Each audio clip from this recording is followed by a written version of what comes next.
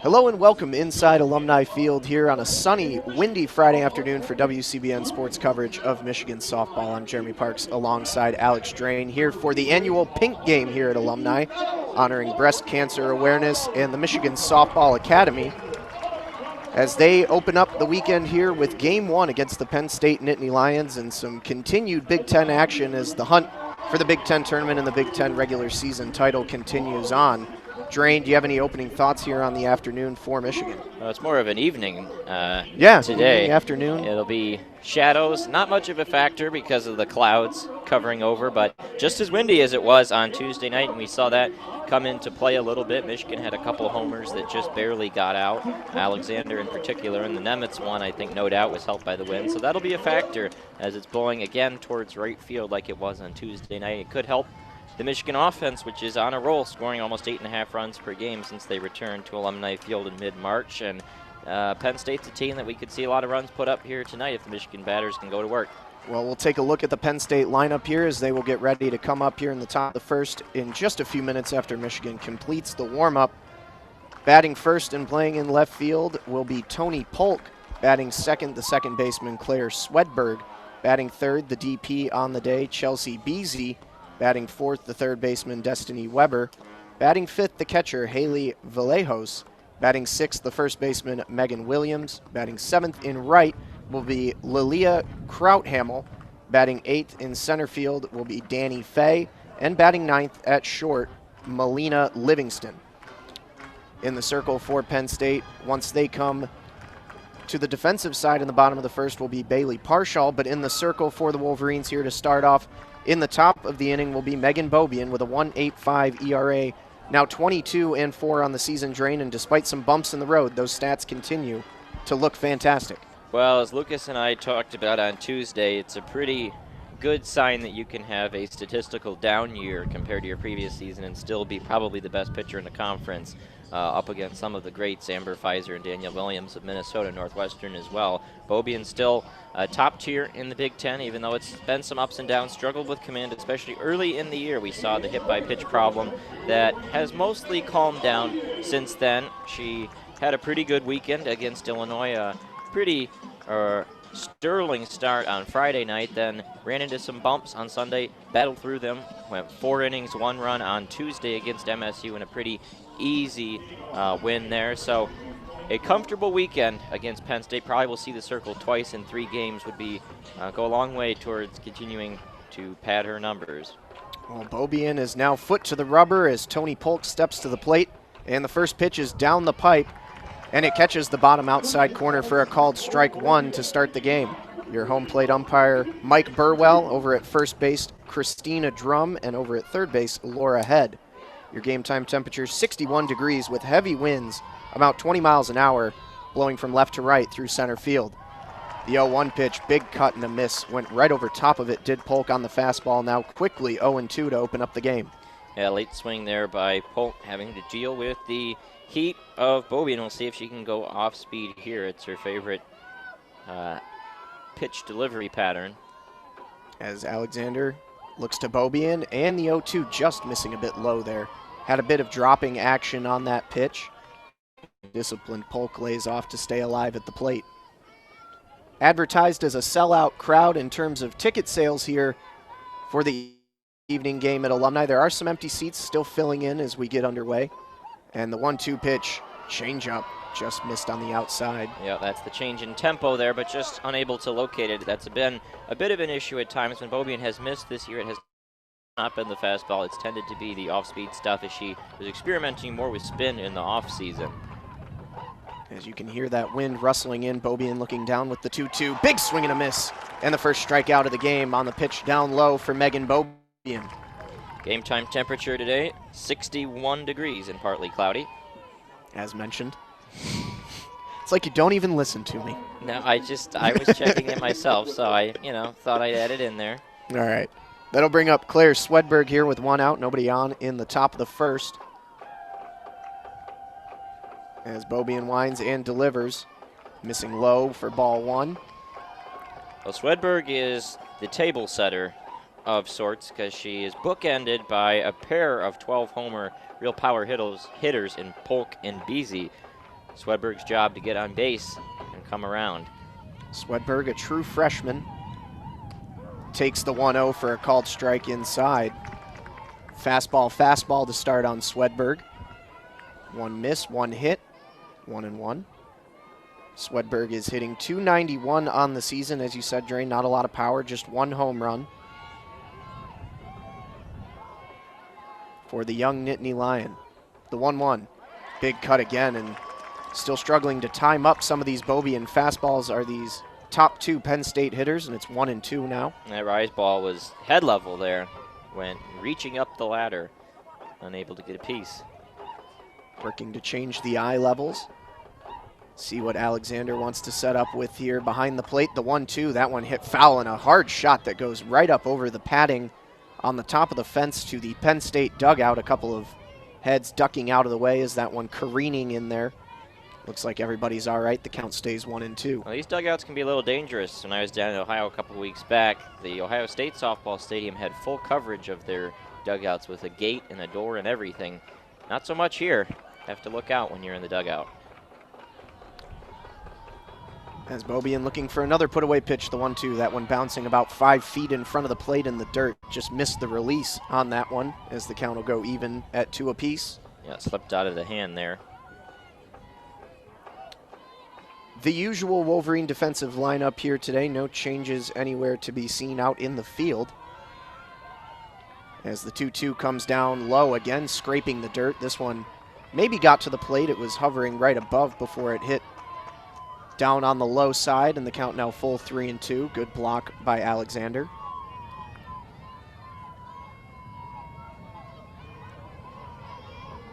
Twirling that ball in her left hand is Beaubien as she looks through that mask. And down the plate, the 3-2 again. Careening foul over towards the Penn State dugout, and ducking out of the way, the on-deck hitter Chelsea Beasy, as that one went above her head into the netting. This has been a good battle. Swedberg shortening up the swing, making contact, fighting off pitches. This will be the 7th pitch of the at-bat. The 3-2, missing low, and that'll be the first base runner of the game for either side as Penn State gets Claire Swedberg on with a walk here with 1 out in the top of the first. Yeah, it's a really good at-bat there from Swedberg to battle all the way back from 0-2 down. Looked a little shaken up early in that bat, but was able to take some pitches, fight off the good ones, and then draw a walk, get on base. Just the 28th walk surrendered by Beaubien so far this season, as that'll bring up Chelsea Beasy, who on the first pitch, it's a hard shot, just fouled down the third base line. Going away from the glove of the third baseman, Madison Udin. Now Beasy's a power hitter. 12 home runs for her, tied for the team lead with Polk. Also 8 doubles to her credit. Beaubien stepped to the rubber, then took another second to collect herself, steps off and back on again. As she rocks back and delivers the 0-1. This one a foul ball that, if the net wasn't there, was destined for us right over here in the press box. And that runs the count to 0-2. As we said at the start of the broadcast, it's the pink game here today for breast cancer awareness and the Michigan Softball Academy here on this lovely weekend, as Michigan rocking the pink tops with the white pants, pink socks, blue Under Armour to complete the look. Everybody in long sleeves except for Subject and some shorter ones at first, as the 0-2 runs high up at the mask level on Beasy. Well, and it's interesting because on the game on Tuesday, Udin, along with Katie Alexander, were the two not wearing the long sleeves. Udin has switched back over to the long sleeves here tonight, but Alexander remains with no long sleeve undershirt. The 1-2 to Beasy. That one a called strike 3 on the changeup, dropped it right in, and nothing to do there as the speed change froze Beasy up. The second strikeout on the game is the second out of the top of the first. Yeah, no idea what to do there to Beasy. Threw her for a loop. 2 strikeouts on the game now for Beaubien, as she's up to 173 on the season. And now Destiny Weber coming to the plate to try and extend it here with a runner on first and 2 outs. And the first pitch she takes is a looper over towards second base, and sliding to make the grab over on the first base foul line is Faith Canfield. What a play, Drain, tracking back over the shoulder, and a snow cone grab as she hits the line. Well, what was tough about that one was the break of the ball was away from Canfield. Canfield was running from the natural second base position towards the foul line, and the ball was arcing and cutting towards foul territory, and she made a long run, had to lay out. It looked like it was going to drop just foul, but great job to snag that one and end the inning. Call that a web gem to end the top of the first. Penn State gets one on via the walk, but they do no more damage than that as we head to the bottom of the first in a scoreless game between Michigan and Penn State here on WCBN Sports, coverage of Michigan softball on the Michigan Student Softball Radio Network.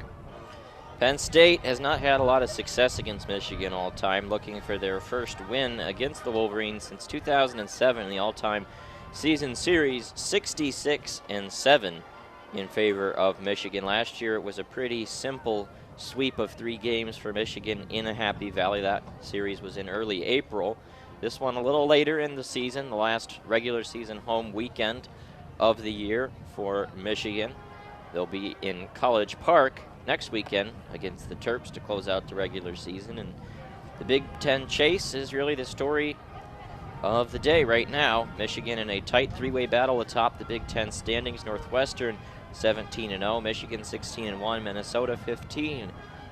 The big series comes next weekend when the Wildcats have to travel to Minneapolis to take on the Gophers. Michigan has a bit of an easier stretch, but you can't overlook any opponents from here on out. In the circle, as we mentioned back in the top of the first, or before that started, it'll be Bailey Parshall for Penn State with a 3.19 ERA, 10-13 on the season. Is a strikeout artist, has 165 on the year coming into the game. And it'll be the usual suspects at the top of the order for Michigan, Canfield, Peters, and Blair, as Faith Canfield steps to the plate and takes the first pitch low and outside for ball 1. Canfield was one of the many heroes on Tuesday night in a blowout 16-1 win. She had a grand slam in the 4th inning. And she takes the 1-0 inside at the belt for a called strike 1, count now even at 1 apiece. That home run on Tuesday was her 7th of the season, ties her total from last year. It was a shot to dead center. Impressive display of power.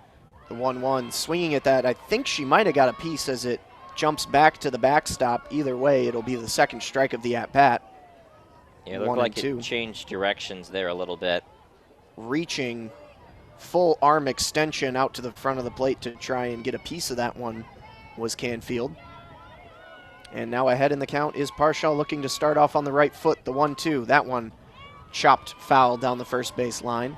Half swing there by Canfield, doing just enough to get a piece of it and knock it down the line foul, and she'll get another offering. Parshall's last experience in the circle was in relief in a midweek victory, 8-9, or 9-8 I should say, over Bucknell this past week. She came in and pitched the final 2 2/3 innings as the 1-2 bounces up in the dirt and into the chest protector of the catcher Vallejos. 2-2 now. In that 2 2/3 for Parshall, gave up 5 hits and 2 runs in the top of the 7th inning, and that tied the game. Penn State came back to walk it off with a run in the bottom of the 7th as the 2-2 rocketed into center field, and that's a base hit. Bouncing up off the glove of the center fielder, can't handle it, and the throw coming into second as Canfield slides in. The throw getting away at second as well, back to the catcher Vallejos. Some miscommunication on that one. I think it'll be an error in center as that one bounced up off of the glove of Danny Fay, who couldn't get it inside the leather and had to go back for it. Canfield heads up base running as she rounded first, saw it was going to be a tough grab for Fay and scooted over to second to have the leadoff runner in scoring position. I'm giving her a double there. I think that was an incredible play by Fay to even get the glove on it. As that ball, she had to come from a long distance. It was a great job just to knock it down. Scooping it up and holding her to a single would have been magnificent. See what the official scoring is in just a minute as Natalie Peters fouls the first pitch back 0-1. And either way, it'll bump Canfield's average up again as she inches closer to 400. Came into the day at 372. 400 is where she wants to be. It's where she's been for the last several seasons. Recent slump had bumped her down to the 350 range, but now perked back up these last few games. as Peters takes the 0-1 low. Peters herself hitting .336, not looking too shabby on paper here. Had the one long ball earlier this year, trying to add on to her 20 RBI total to date. As Parshall looks down and delivers the 1-1, that one chopped foul over towards Hutch in her third base box. Looking a little exasperated on just the second or third foul ball of the game. Hutch already barking the orders down to home plate to stay in that process. As the count's 1-2 on the speedy Natalie Peters. Peters doesn't strike out a whole lot, just 7. And she hits it over towards center field. This one's going to hang up there. An easier play for Fay. Thinking about tagging up there was Canfield as she took a couple steps off and then scampers back with a good throw into third. Yeah, that was a strike there by Fay. Canfield would have been out by a mile. Good decision to hold off there and let your best hitter go to work now with the runner in scoring position. Yeah, good piece of contact there for Peters. Perhaps the wind helping to keep it up there just a little bit, but it was plenty high for the center fielder, Fay, to nestle under it. As that'll bring up the ever-torrid Lexi Blair in an early RBI opportunity again for the Wolverines here in a scoreless game. Bottom of the first, Canfield on second with 1 out. Blair hitting a scalding .423. And she takes the first pitch inside for ball 1 on the fastball. The freshman, arguably the MVP of the season so far for the Wolverines. As the 1-0 comes across, a half-chop foul down the first base side this time, pulling it. Alexi Stellar hitting has gotten her batting average up to 35th nationally at .423. It's a pretty incredible list of great hitters, and number 2 in the country happens to be Kayla Conwent of Wisconsin at .481. So Alexi right there towards the top of the conference, second behind Conwent. The 1-1 up over Blair's head. And Lexi, you know, she came in to her Michigan career advertised as more of a Natalie Peters type, but she's shown herself to really have some raw power. 5 homers this year, and as she gets older and works with the weight staff here at Michigan, gets stronger, not hard to imagine how she could get 8 or 9 in a season. The 2-1, that one's chopped over towards third. The quick look over to second, and then the throw over to first made in time. A nice play there by Destiny Weber to get it over to first, and Peters is fast, or Blair is faster, but Blair not that fast. Yeah, that was, don't think she liked that pitch a whole lot. Just took a very hesitant swing, and it managed to stay fair down the line for the easy out. And now it'll be up to Alex Subject to try and not spoil the Canfield leadoff double. It was scored a double. As that first pitch misses low for ball 1. Still scoreless here at Alumni, bottom of the first. Subject also perking up in the average, .380 coming into this game with 9 home runs. As Parshall winds and delivers the 1-0. Outside, called strike on the edge. That one looked like it missed to me, but the home plate umpire, Mike Burwell, up with the right arm to even the count at 1-1. Yeah, tough call there for Alex. Settling back in. As the 1-1 is grounded over towards short, played off of 2 hops, and the quick throw over to first is in time. The Wolverines get the leadoff double from Canfield, but they can't move her past second, and that'll do it for the Maize and Blue and Pink in the bottom of the first. We had the top of the second in a scoreless game here between Michigan and Penn State. You're listening to WCBN Sports coverage of Michigan softball and the Michigan Student Softball Radio Network. Well, tough bottom of the first there for the Wolverines. Get the leadoff double, but not quite able to bring it around and send Megan Bobian back out there in the second. Let her go to work. Yep, Bobian out there with the ponytail whistling in the wind.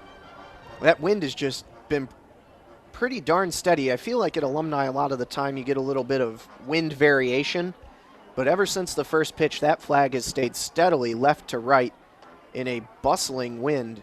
As we said earlier, about 20 miles an hour, enough to bend the flagpole out in center field. As we've also got another game going on across the way at Ray Fisher. Michigan baseball taking on Rutger. Austin Falco and Alex Shee on the call for that one. Across the Wilpin complex here on our WCBN Sports Channel 2.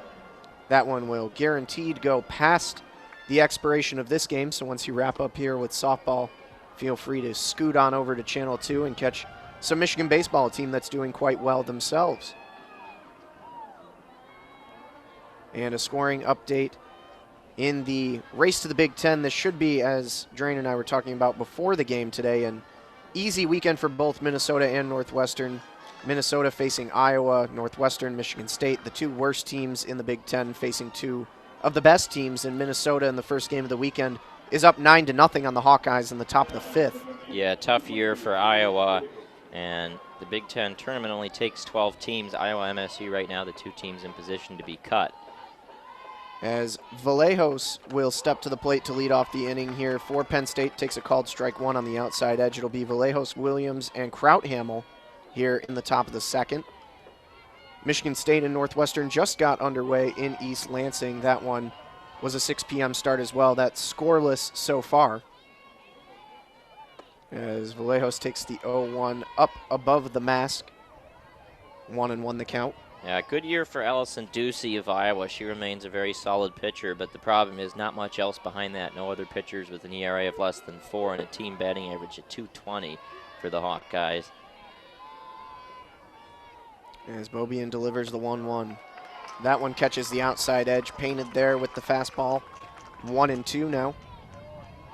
To the sophomore from Chandler, Arizona. Not too far from Glendale, which is where Madison Udin is from. Little AZ to AZ connection. As the 1-2 pitch comes down the pipe, and a check swing will be appealed down over to first base. And they will say that Vallejos did not go. I think Katie thought it was a strike, regardless of the check swing there. It looked like a pretty good pitch. Yep, Katie immediately looked for the appeal. But it'll even the count at 2-2 as Beaubien will look to put another good one across the plate here as she delivers. That one missing low, just above the ankles there on Vallejos. Now a full count 3-2 with no outs here in the top of the second. It's a good pitch, hard to lay off of there. A smart decision by Vallejos. Vallejos is hitting .223 on the season. Doesn't strike out a lot, just 15 times so far. The payoff pitch just missing on the outside edge. And Michigan wanted that one. You now can hear the groans. Been a tight zone tonight from Mike Burwell so far. Now 2 walks early on by Beaubien. Doesn't seem to be any real command issues. I mean, she's getting ahead of hitters, using her pitches well, just not getting some of those borderline calls right now. And placing them well. I think we're going to see a pinch runner here as Vallejos will come out. We'll see who steps out of the dugout here for Penn State. Looks to be Krista Wagner, the junior. So Wagner into pinch run over at first with a leadoff runner on here for Penn State. That's the second walk of the game surrendered by Beaubien. Yeah, not a player you necessarily want to put on base when it's only a .223 average, but certainly can work around it. That brings up Megan Williams, who just gets a little piece of it and pops it up high into the back netting behind home plate. Count 0-1. Williams, one of the lower average hitters on this team, just 182 for the senior first baseman. No power, really, no home runs on the season, just 4 RBIs. There's the 0-1. That one's bunted up in the air, and it's grabbed by Subject, and the throw over to first is going to bounce off of the glove of Canfield and get out of play. It would have been a chance for a double up, but perhaps a second too quick to turn that release over to Canfield scampering to first, and instead they will just settle for the bunt out. Yeah, they had that one set up perfectly for the double play, but not an accurate throw from Alex Subject, pulling Canfield off the bag, and then so far it even got away from her glove too. Good coverage by Hoganrod to come over from right field and make sure that Wagner wasn't trying to advance on that misplay, as that'll bring up Krauthamel here as she fouls back the first pitch 0-1. Lilia Krauthamel, the freshman from Allentown, PA. just about an hour north of Philadelphia. A lot of native Pennsylvania kids on this Penn State roster. Amanda Lahotak, the head coach, likes to recruit in-state. The 0-1. That one again looks like a good pitch on the outside, and Beaubien just not able to get that edge as she gives a big sigh in the circle. Just kind of waving her arms a little loosely, like, come on. And yeah, that'll tough bring call there. Yeah, it'll bring Alexander out for just a quick word or two. We'll hand deliver the ball back to the circle and head back behind home plate. So it's now a 1-1 count on Krauthamel here with a runner on first and one out here in a scoreless top of the second. As Beaubien looks down, the 1-1. That one, a fastball all the way down the pipe and swinging right through it was Krauthamel. Krauthamel hasn't seen the plate all that much this year. Only 13 at-bats entering this game, has appeared in quite a few, 42 as a matter of fact, but only 3 starts, mostly in defensive and pinch running situations. The 1-2. That one misses inside and a bit high up above the letters to even the count at 2 apiece. Matter of fact, 11 in-state players on this Penn State roster, including Hannah Shields, a State College native, as a matter of fact. Beaubien looking intently down to Alexander's glove behind home. The 2-2 is fouled. That one gets up over the net and right in front of us here on the first base side press box, bouncing into the stands. And the count will stay at 2-2. Yeah, it wasn't a lot on that foul ball. Slow moving, but nice job to snag it there. And just right in front of us. Looked up the steal numbers on the season for the pinch runner Wagner at first. She's 5 for 5 on stolen bases so far this year. As another 2-2 pitch comes down and again fouled back to the back net. Katie Alexander's got a real good arm, so run at your own risk if you are Penn State. I think certainly running into outs is not desired when there aren't going to be too many base runners in this game, I don't think, with Beaubien in the circle. Drain, they announced the new cast of the new Bond film this week, and it's 007, but Krauthamel is 077 in the average column, as another 2-2 pitch just misses with the changeup on the outside edge. Yeah, still getting squeezed a little bit outside there, and Beaubien's going to have to put something down the middle, and you're facing a hitter who doesn't see the plate all that much. It's time to put it down the gut, make him hit it. Just 1 RBI on the season for Lillian Krauthamel, as the payoff pitch is scalded up the middle for a base hit. It'll get right between Rodriguez and Canfield, scamper over the bag and into the glove of Peters in center, and that'll move Wagner up to second, and now a runner on first and 1 on second here for Penn State with 1 out in the top of the second. That was a great at-bat for Krauthamel. Yeah, there you go. 077 average or not. That was a battle. Beaubien finally had to put it down. Krauthamel really did well to barrel it up, got the timing down, and a rocket right back up the middle. As that will now bring up the 8-hitter Danny Fay, who had a tough play on the line into center off the bat of Canfield back in the bottom of the first. Looking to build a little bit of action here at the plate in the top of the second. Penn State with something brewing, their first runner in scoring position on the game so far. As the first pitch from Beaubien bounces again, missing the release way in front of the plate, about 5 feet in front, up in the dirt, and gathered in to the chest protector by Alexander, 1-0.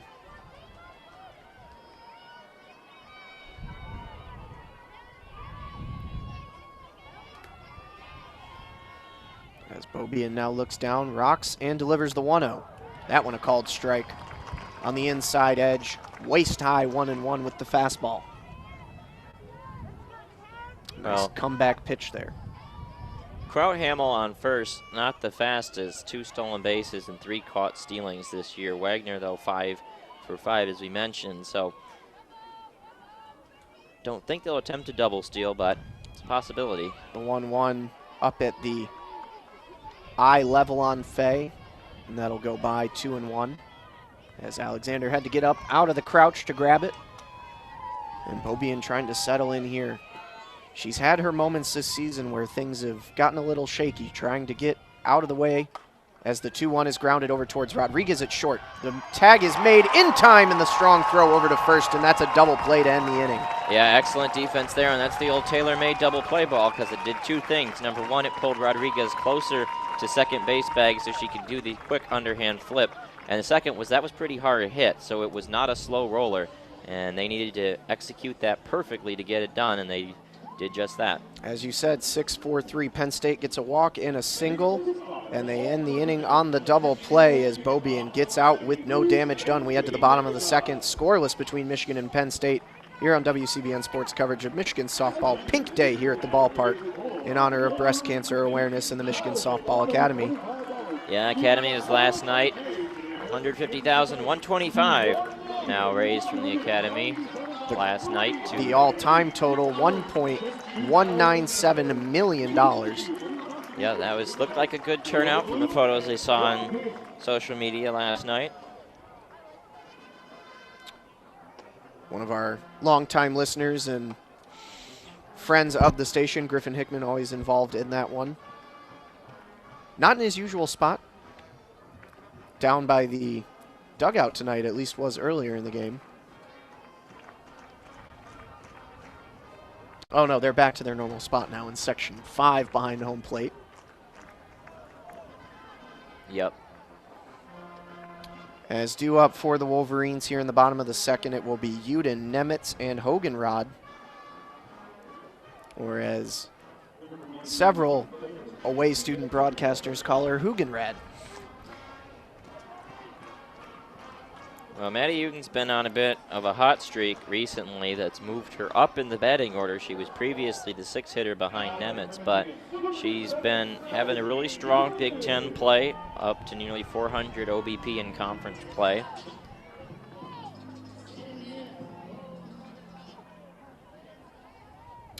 As Udin steps in, shows bunt, takes the first pitch high, pulling back for ball 1.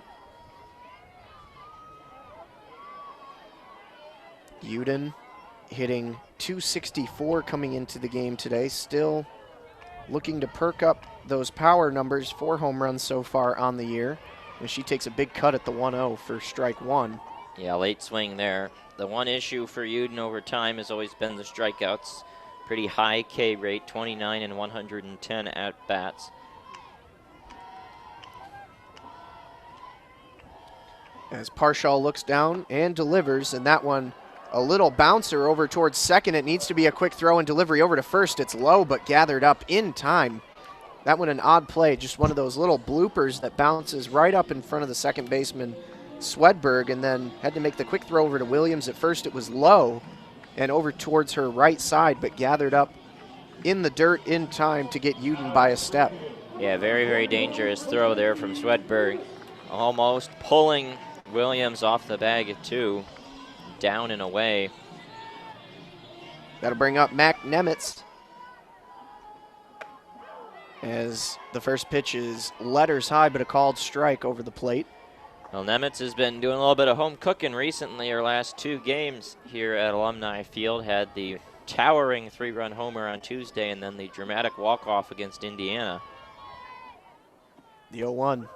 Another called strike is that one with a little dropping action coming over the heart of the plate for a called strike 2 quickly. 0-2 the count on Nemitz. Well, those are some real good pitches right now. Yeah, finding Parshall the zone with confidence. Looking comfortable against this hot lineup first time through. As the 0-2. That one just missing on the outside, and the catcher Vallejos knows it was good, gave a little point with the glove back to the circle. Liked the location, liked the speed. Just missing by a hair. The 1-2 to Nemitz. That one is popped in foul territory, ranging under it just a few steps to the left of home plate is Vallejos, and she will make the grab for out number 2 in foul territory, and she will send Nemitz packing back to the dugout for the second out of the inning. Well, Parshall's an interesting pitcher because her whip is pretty solid. 135 hits, 40 walks, and 144 innings pitched. It's not as bloated as you might expect, but the home runs have been an issue for Parshall. About 10% of the hits she surrendered this year have left the yard, which is a fair bit higher than a lot of pitchers. That'll bring up Haley Hoganrod, who hits a hot shot down the first base side, foul on the first pitch she sees. Yeah, looks like the timing not there yet for Michigan. Couple late swings, in addition to all the ground balls early on. Ogenrod hitting a clean and even 250 at the plate so far this year. Trying to keep the inning going here with 2 outs and nobody on. The 0-1. That one a blooper over towards right field, ranging in and making the grab with the sun in her eyes as the right fielder, Krauthamel. And that is out number 3. Quick work there for Bailey Parshall. She'll feel good heading back to the dugout. And that will give the Penn State offense another chance. Due up at the plate here in the top of the third. We head that way, scoreless between Michigan and Penn State here on WCBN Sports coverage of Michigan softball and the Michigan Student Softball Radio Network. Well, this is for the listeners that are unfamiliar, this is the official farewell JP game. And as at home. Yes, at home. And as part of it, in between the innings, we have some messages sent in for you that we'll be reading in between innings. What? Who did you solicit these from? So here's our first one. Okay. For this inning. Congratulations, JP. My introduction to JP was back in the day during the now classic YMCA and Sweet Caroline sing-alongs between innings. Who knew JP would become a Michigan softball rock star to true fans, as much a part of the program as any of the players? Sure, we goof on JP's bullish predictions and all the crazy EOTR segments. Who can forget slower than a terrapin? But for Michigan softball fans, especially those of us who live hundreds of miles away, JP is a star. WCBN has gone from JP and Mo messing around on the air to now being better than anything you'll get on BTN. Thanks, JP, for being the voice of Michigan softball, for always having so much fun with it and getting the joke, and for never, ever picking us to lose. Lastly, the greatest JP moment will always be him turning down a lot of cash from a booster in Chapel Hill. Classic. Stay bullish, JP. Farewell, good night, and go blue. Stu. Much obliged, Stu. He's sitting, probably not listening right now because he's in the stands here today, but I'll have to pass my thanks on for that later. As that'll bring up Livingston here to start the top of the third for Penn State. It will be Livingston, the 9-hitter, and then back to the top with Polk and Swedberg. Livingston, a local product out of Detroit, the true freshman, opting to head over to the east. As the 0-1 pitch is low in the dirt, a half check. The appeal down to first, she did not go. Didn't think so either. And that'll bring the count to 1-1. Well, not easy to have a freshman hitter hitting 300 and come from Michigan to pry her away from Carol Hutchins. A good piece of recruiting by Amanda Lahotak. As the 1-1 to Livingston, a huge cut. She was trying to send that one all the way to Ray Fisher and goes right through it up high on the rising action from Bobian, now 1-2.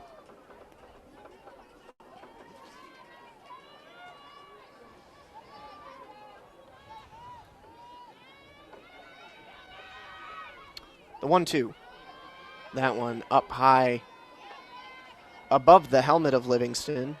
A spot that Bobian has missed a few times so far tonight, and again making Katie Alexander get up out of the crouch to secure it as the count goes to 2-2. And the 2-2. Swung on and fouled just to the first base side of the backstop. Staying alive is Melina Livingston, hitting .336. She is one of the best average hitters, one of the best overall hitters in this Penn State lineup as a freshman. Has 5 home runs to boot and looks to be a bright spot in the future for Penn State. And the 2-2.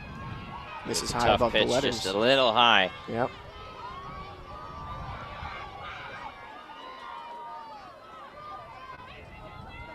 Full count now as Bobian takes one big twist of the arm back behind the rubber and steps 2. Looking down to the young Detroit freshman with the payoff pitch. That one fouled back again, and Livingston getting herself into a battle here with Michigan's ace. Now, Livingston at 5'2" is not an easy hitter to face because you get that compressed strike zone. The compact swing makes it hard to sit that kind of hitter down. 13 strikeouts and 113 at-bats. And another payoff pitch. That one hit Livingston inside. I think it got her up off the thigh maybe, as Beaubien kind of brushed her back, and about the same as delivering a ball four, as that will send Livingston down to first base. And for the third straight inning, Penn State has a base runner. They've gotten a couple of walks, a single, and now a hit by pitch. And that'll put the leadoff runner on for the top of the order with Tony Polk coming up. As Beaubien brings the first pitch, that one was dropping. She was pulling the string on it, and just as it started to drop, Polk got the top part of the ball to kind of duff that back to the first base side for strike one.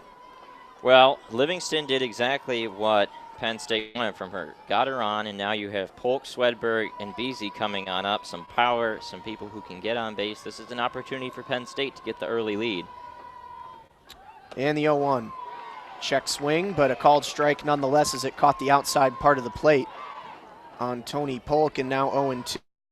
Pitch there from Beaubien. Hit her spot and outside for Polk. Yeah, that was a hit strike. Polk didn't go all the way on the check swing, so it was definitely called on the outer edge. And she comes back with an 0-2, and that one swinging way out in front is Polk, and it'll bounce up, and the throw over to second, not in time. So a bit of an awkward play there. Beaubien got the strikeout on an awkward swing from Polk. It bounced up into the dirt. Yeah, Polk isn't allowed to run down with the runner on first, so Right. Katie Alexander is going after the only play she had. And so it looked like it was about in time. It was a good throw from Katie, got the glove down, but just missing as the call was right on top there from Christina Drum. So now one out here in the inning and a runner on second for Swedberg. And it should be noted that Polk, an absolutely goofy swing on that strike three. That was another ball up in the dirt in front of the plate. That was rolling to home plate, and totally thrown by the timing there was Polk. As the 1-0 to Swedberg, showing bunt, pulling back, and really thinking about going up with the right arm there was Mike Burwell, but he elected not to, as Carol Hutchins is going to step out of the dugout for a word. That one was a little rough. That looked like a strike all the way. But it will now put Beaubien behind 2-0. Hutch on the top step. Livingston down at second has some decent speed, 5 for 7 on stolen bases so far this year. And the 2-0 grounded over towards short. Rodriguez digs it out and gets the throw down by a step in time for out number 2. Advancing to third on the play is Livingston. And it almost looked like Livingston brushed into the glove of Rodriguez there. It was very, very close in the bang-bang play as that ball was rolling over, and now we're going to have a conversation about it. I think Carol Hutchins going to wants the interference, yeah. Yep. Well, it wasn't a play that Laura Head was right on top of over at third, but should have had a good line of view there. I thought sort of the same thing. It looked like a relatively close play. If it was brush contact, it was minimal at best, but I don't think any good is going to come of this argument over to the third base umpire, and Hutch will head back with her head shaking. And the scene will stay the same with a runner on third and 2 outs here in a scoreless game in the top of the third. Well, here's your big moment, because Chelsea Beasy at the plate is the top hitter in the lineup by average for Penn State with the 12 home runs and a runner on third, 2 outs. This is a big moment for PSU to grab a potential lead. First pitch to Beasy. Swing on a high pitch that is cut it back into the back net. Beasy struck out looking in her first at-bat. Another freshman in this Penn State lineup from Latrobe, Pennsylvania. A pretty young Penn State lineup here today, only 2 seniors. Polk and Williams. And the 0-1 pitch, that one very high from Beaubien. Missed on the release again there, and that actually required a short jump from Alexander to reach up and get that. Yeah, great job by Alexander to get out of the crouch and snag it. That's one of those that's tough. You don't really know if the runner would have come home, though, because the ball is right behind the plate. And the 1-1. That one again missing high, and that's going to bring Alexander out to the circle, as again she had to jump up out of her crouch and actually jump up in the air to make the grab. Yeah, she's definitely having to work here. Look at the Penn State schedule this year. They had a strong off-season, got some solid wins in the non-conference, and then came back, and it's been a struggle since then. At 6-11 in a Big Ten play, swept by Wisconsin. They did manage to split with Ohio State. That might well be their best win of the season, to steal a game in Columbus. It'll be 2-1 to BZ now as the conference is over. As Beaubien looks down, rocks, and delivers. And that one is fouled off of BZ's outside foot, her left foot, and she's going to walk that one off. A stinger for sure, as it'll go to 2-2.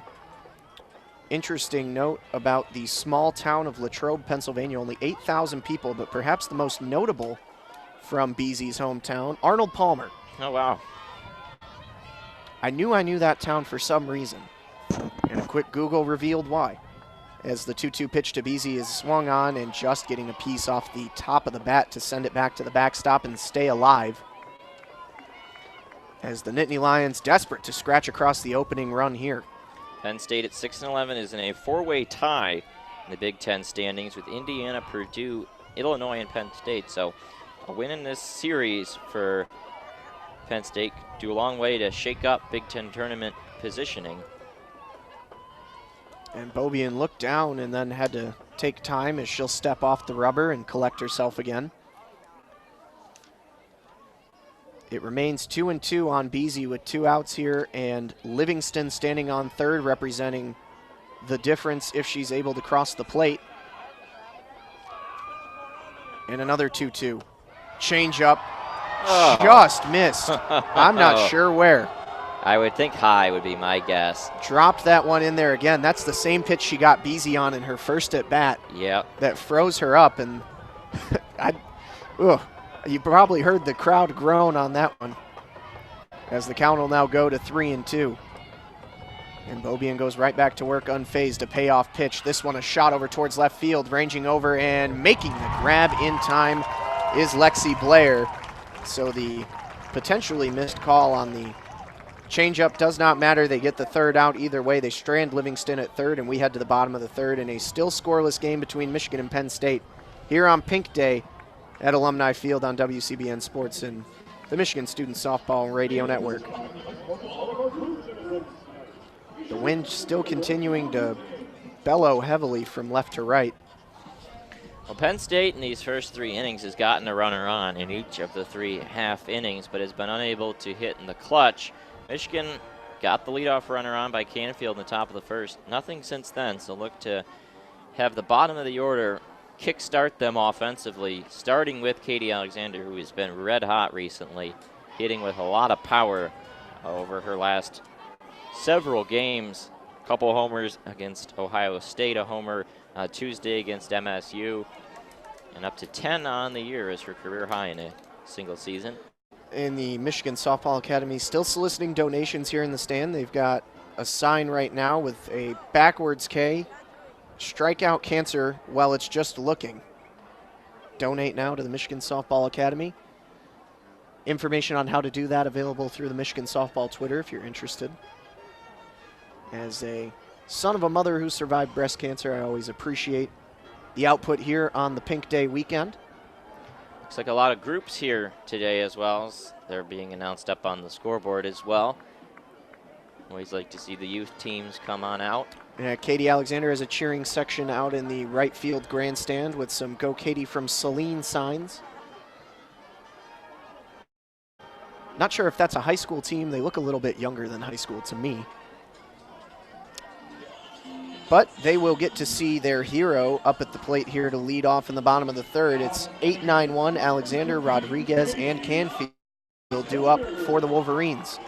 Trying to break open the tie here, as Parshall had some easy work back in the second, looking to go right back to it. Drops in a changeup from the first pitch for a called strike one. Yeah, mixing her tempo well. Caught Alexander off guard there with starting the changeup.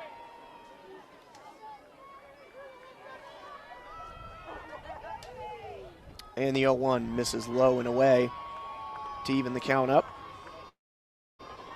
Well, Alexander got off to a slow start to the season. She was sub 200 for much of the non-conference play, but in Big Ten play, she's been one of Michigan's 2 or 3 best hitters, returning to that status that was expected of her preseason. And the 1-1. That one a shot over towards right field, ranging over and just making the grab on the rope shot and dropped. Yep. Not quite sure there. It looked like it was an easy play out and right in the end for Krauthamel. She had it in the glove and had a hand tap to it, but then dropped it. Yeah, I looked down to see the name of the right fielder on my sheet and then looked back up. And, I mean, the first base umpire there, all over it. And that's going to be an argument now coming out of the dugout for Amanda Lahotak, as she's going to make the same claim that I thought, was that it had already been a made catch before she dropped it. You're not sure there's much that Drum can do to change this unless talk to Burwell now. Yeah, they're going to have a full umpire conference over to the right side of the circle. I think what it was and what they're signaling over there is that Krauthamel had made the grab over in right and then put her hand to the ball to try and make the transfer to throw it back into the field to get it back to the pitcher, and then dropped it off that transfer. So the argument is whether or not it requires all the way from the transfer out of the glove for it to count as an out. Now there's going to be no change. Alexander will stay there on first as the conference breaks. And that's a tough break for Penn State. I've never seen that before. Yeah, it was unusual. Speaking of things we haven't seen before on east of the Rockies earlier this week, that's truly something that I have not seen in my 5 years of Michigan softball broadcast experience. Either way, it will put Alexander on first to lead off the inning here, and will now bring up the 9-hitter Natalia Rodriguez with a chance to try and get a little brew going here for Michigan in the top of the, or in the bottom of the third, I should say. Well, you're likely to see Rodriguez lay down here with a runner on and nobody out. By the way, pinch runner for Michigan, it's Grace Schelleman down there at first. As the first pitch misses outside for ball 1. Natalia's had a good sophomore season. Her average is up 40 or 50 points over where it was a year ago, and it's maintained that way pretty much all through non-conference and into Big Ten play. Doesn't have a ton of at-bats, though, with a lot of sacks. And the 1-0 pitch, Rodriguez was showing bunt, pulled back, and it hit the catcher Vallejos in the chest protector and rolled away. Heading down to second was Schelleman. She'll be sent back. Schelleman has been pretty much a pinch runner only this year for Michigan, but she gets used in just about every game. A couple interesting happenings here to open up the bottom of the third. Yeah, Schelleman's numbers on base so far this year, getting those for you, looks like just 1 for 2 on stolen bases. And that's the one into Rodriguez again, showing bunt and getting underneath this one as she pops it up foul back to the backstop. Well, Partial's putting a lot of heat on these pitches. These are not easy, buntable pitches for Rodriguez. That one was a rocket. And now with 2 strikes, have to wonder if she'll still get the green light or will be swinging away. And the 1-2 swinging away, and that one slapped foul down the third base side. Rodriguez 8 strikeouts in the year to 10 walks with the classic slapper makeup, not one to strike out much. Don't forget, she's capable of the switch hit. We saw that down in the first weekend of the season in Tampa Drain. Yeah, we did. In a full count, I believe it was. And the 1-2, that one just misses high. A tough take there for Rodriguez, but it goes in her favor, 2-2. Well, for all that we've been complaining about Mike Burwell, he's calling it both ways. That was a tough squeeze there on Partial.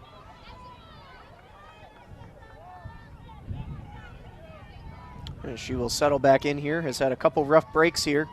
And the 2-2, this one chopped right back over to her glove, looks down to second, is not going to have the throw, so Schelleman slides in, and the toss over to first is in time.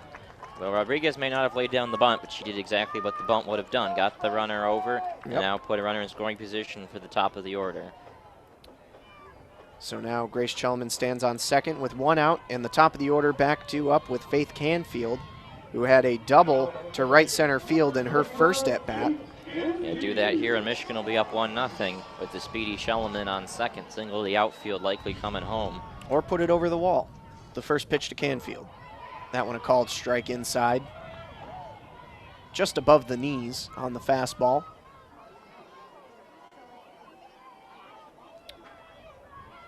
Partial now, even with the sunglasses, still kind of covering up her vision as she looks down to home plate with that sun starting to set behind home plate.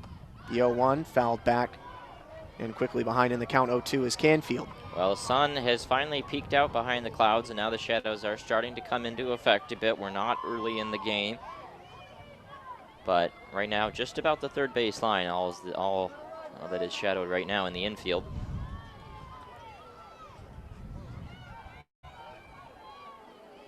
Looking for a big out here with the 0-2, and no, again, slap shot back up to right center field. Chelman rounding third, heading for home. She is in, standing up, and the throw in time getting away from the cutoff as it rolls all the way back towards the Penn State dugout, allowing Canfield to again get to second base. And in consecutive at-bats, Canfield stands on second, and this time she's got an RBI to boot. Michigan leads 1-0.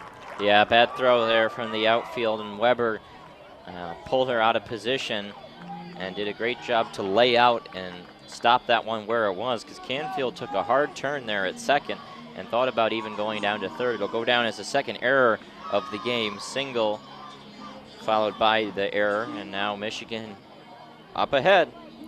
So that's got to leave a sour taste in Penn State's mouth, as they will have a circle conference here, considering the means by which Michigan got that runner to first. Katie Alexander had the line out to right field that was ruled a dropped ball, and then Chelman came in to pinch run, was advanced to second by Rodriguez, and then just scored on the RBI single and advancing on the error for Faith Canfield. Now 1-0, and another runner in scoring position, still just one out as Natalie Peters due up to the plate. And you have the hitters you want at the plate now with Peters and then Blair. Chance to finally give the team a little bit of a comfortable lead.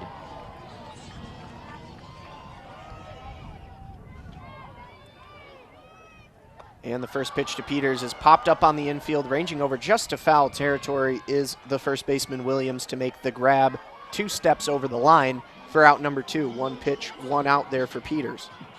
Yeah, tough swing there, just got up and under it. And that will bring up Lexi Blair. The inning is never over when she steps to the plate.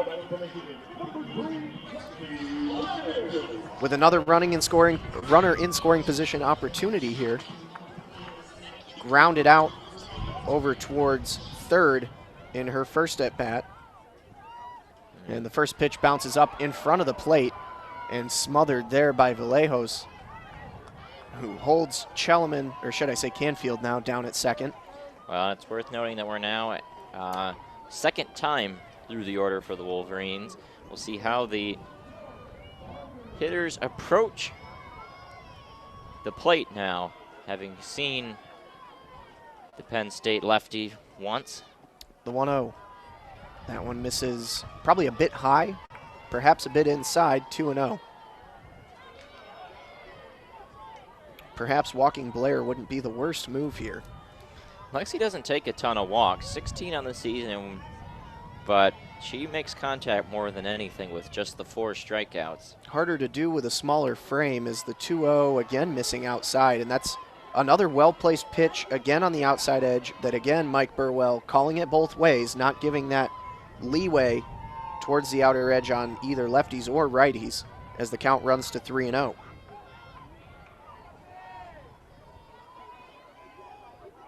And the 3-0 pitch taking all the way as that one catches the bottom part of the zone over the plate for strike 1.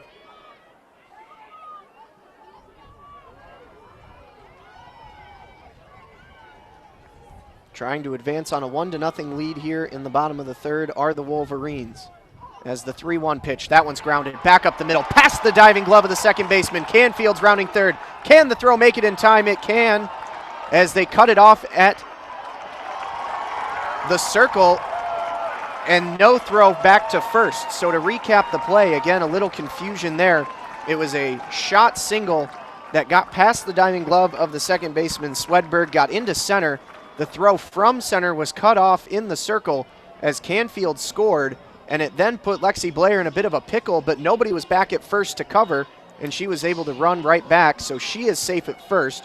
She has an RBI on the play, and Michigan now leads 2-0. Alexi is going to be out by a mile there if there was anybody covering first, but the defense had gotten so jumbled up on the play that she was able to scamper back and keep the inning going for Alex Subject.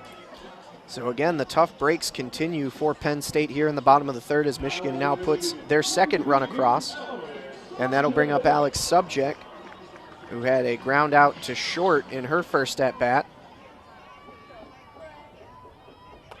And she rips a shot on her first pitches. That one just tailing foul. It was about to bounce up off of the 200 to the right foul pole and just a couple feet to the right in foul territory. Swing just a tad late there from Alex, and she pushed it wide of the line. It wouldn't have been out of the park, but it would have spelled definite trouble. Yeah, dropped. It's 200 to the corner, probably 190 on that one. Instead, back to the plate for an 0-1 pitch, and leaving on the pitch is Blair. The throw down to second, not in time, squirts into center as she dives in. And that's another stolen base for Lexi Blair, as she now has 11 stolen bases on the season. Now another opportunity for a run to score on a single. If Subject can put it in the outfield. Subject, who is having her senior year renaissance, looking to help Michigan build on their lead. As Partial has gone from cruising to stuck in the mud. The 1-1 pitch high and inside for ball 2. Really was doing solid work through 2 innings against this lineup.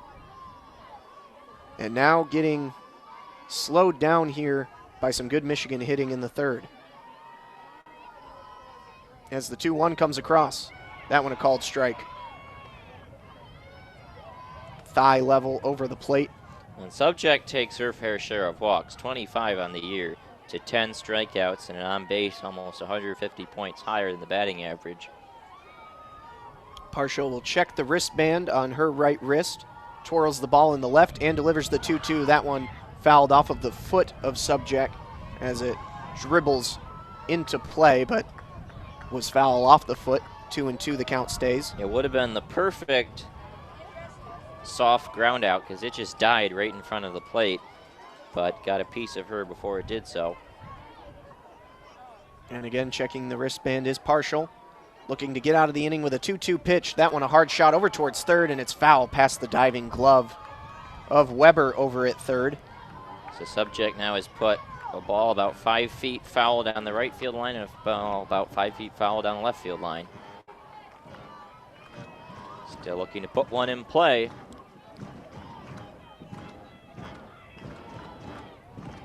A battle brewing here for Alex Subject against Bailey Partial as another 2-2 comes across, and this one's a fly ball over towards right, ranging towards foul territory over there and making the grab. This time holding on to it all the way through is Krauthamel, and that's the third out of the inning. Michigan gets a little bit of luck on an error from Krauthamel in right and a couple of singles as they bring 2 runs across in the bottom of the third. That's our score as we head to the top of the fourth. You're listening to WCBN Sports coverage of Michigan softball on the Michigan Student Softball Radio Network. Get a quick clean off of the infield here between innings, as Megan Bobian had a long sit down in the dugout during that bottom of the third drain. So our next message, are you ready? Sure. How many do you have? I'm not going to tell you. All right, that's fine. Go for it. And also, did you solicit these by yourself? I'm not saying. Okay, well, I appreciate your effort. Continue. The Bull of EOTR. It has been an absolute pleasure covering the team for the past 4 years with you. We have had great times together in the broadcast booth, in Prod A, and on the podcast. Congrats to making it to the end. I'm sure it will be a win as the Bull is in the booth. Thanks for tolerating my bad takes, overreactions, and consistent realism. And finally, thanks for making EOTR and WCBN's coverage of Michigan softball what it is today. Looking forward to many more years to come. Ride the Bull. Kev. Yeah, we're never leaving the podcast. I hope he realizes that. I mean, is this his third year removed? No. It's at least the second, yeah. We're never leaving. If you want the podcast for just you guys, you're going to have to buy it off us. Thank you, Kev. Tickling my heart here. But to be fair, again, this is the last home game. Drain and I are planning to be in Bloomington for the Big Ten Championship in a couple of weeks here. Whatever regional coverage may follow, Supers, all the way to Oklahoma City to be determined. Score update, bottom of the third. Michigan State has tied Northwestern 1-1 on a single from Charla Eccles, who has just been an absolute beast for MSU.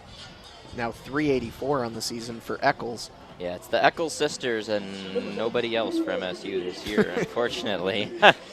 Eveland has been all right. Yeah, losing Zalewski was the big problem because they've just really struggled to develop a pitcher. The offense cannot keep up with what the circle gives up, but back to our game here as we have Destiny Weber stepping to the plate. It'll be 4, 5, 6, heart of the order, Weber, Vallejos, and Williams. As the first pitch from Bobian to Weber in the dirt, again cruising dirt level into the glove of Katie Alexander, 1-0. As it looks like baseball is making some moves here with a double across the way. The 1-0 fouled back up over the netting and out of the stadium, it looks like, 1-1. High arcer there. As our old partner Morris Faber used to say, it was golfed. Back foul.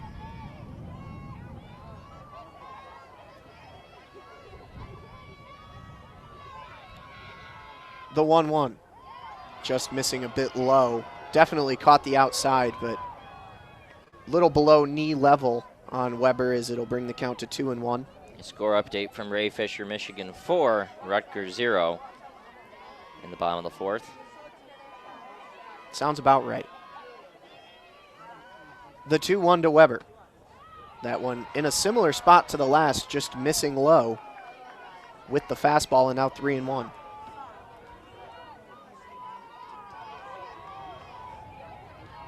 Two straight innings, Penn State's got the leadoff runner on. You'd like to see Bobian stop that from happening here in the fourth. The 3-1 pitch. That one grounded foul down the third base side, and it'll bring it full now as Weber couldn't get a good piece off of Bobian there. Bobian with 3 strikeouts so far in the game. Has only surrendered the 1 hit. No errors on the board for Michigan, 2 on the board for Penn State so far. As the payoff pitch comes down, it's grounded over towards Rodriguez at short. She takes 1 step back and makes the throw over towards first, and they're going to say that the throw pulled subject off of the bag, and that will leave Weber safe. Yeah, I was just about to say great extension from Alex there, stretching all the way out, but I guess the toe might have just come off at the last minute. Yeah, it was a bang-bang play for Rodriguez. She did take a step back instead of charging in on that ball, and the throw was forcing a full left arm extension from subject, and it must have just gotten her foot off the bag, as Christina Drum says that the runner is safe. So the leadoff runner on now for Vallejos, who takes the first pitch on the lower outer half for a called strike 1. No pinch runner for Weber. Penn State 1 for 8 today with runners on base, and 0 for 3 with runners in scoring position. They've struggled to find the clutch hit thus far. The 0-1 misses low. Weber has not attempted a steal, nor does she have a stolen base this year. And not much of a threat to run. Got down the line pretty quick there on the Rodriguez play just a moment ago, but no attempts from first base as the 1-1 is fouled back. Now 1-2 on Haley Vallejos, who had a walk in her first at-bat. Penn State looking to get some runs back after giving up 2 in the last frame. As Bobian takes a big wind and throws it into the leather. Rocking back and delivering the 1-2. That one just missing on the outside edge with the fastball. And again, the Michigan fans wanting that call, but it's been one that Mike Burwell has been consistent on throughout the game. Yeah, this is a lively crowd. Not too happy with some of these calls, but it's been consistent. Sellout mentality. Yes, Beaubien will look to go back and put another good one in the zone as she delivers a 2-2. Missing low, just hovering above the dirt again, gathered in by Alexander. Now full 3-2. Penn State's done well to make Beaubien work. 64 pitches. Now 69 pitches. This will be the 70th pitch, I believe, with the at-bat counting. And that's a strike 3 on the swinging pitch. That one was up high with the rising action, and taking an ugly cut at it was Vallejos, and that's the 4th strikeout of the game for Megan Beaubien in the first out of the inning. Yeah, great rise ball there. Got her swinging. And now 1 out in the inning, and you start to drill down into these lower averages here with Williams and Krauthamel coming up. As the first pitch to Megan Williams is grounded chopped foul on the first base side. Weber stands on first. Williams represents the tying run at the plate now, as it's a 2-0 Michigan lead here in the top of the 4th. Wind still blowing oh so steadily left to right. It would help carry something out if Williams can get some air underneath it. The 0-1 misses low and inside. Although Megan Williams does not have a home run yet on the year. 4 RBIs. Yeah, she hasn't seen the plate a ton. 66 at-bats on the year. The senior from Bethlehem, Pennsylvania. As the 1-1 pitch misses low again, and that will bring Katie Alexander out to deliver the ball to Beaubien. And Jennifer Brundage will come out as well from the dugout to have a word. This is the most taxing scoreless 3.5 innings so far from Beaubien. Yep. Penn State's been patient making him work. That's what you want to see. Doing what you need to do against one of the better pitchers in the Big Ten and last year's freshman of the year. As a momentary reprieve at Alumni. Sure seems like Michigan will have a really good shot at repeating freshman of the year with Lexi Blair. You would think. We can talk about that on this coming week's East of the Rockies.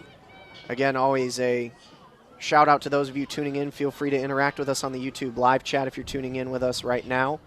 Feel free to throw out where you're listening from, any questions you may have throughout the broadcast. Drain may be asking you to solicit thank you messages, I guess, now.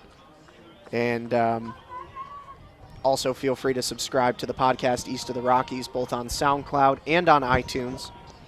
Our weekly Michigan softball roundup. It's a long conversation there from Brundage, and as we know, when she is the one out there, it's something technical. Yep.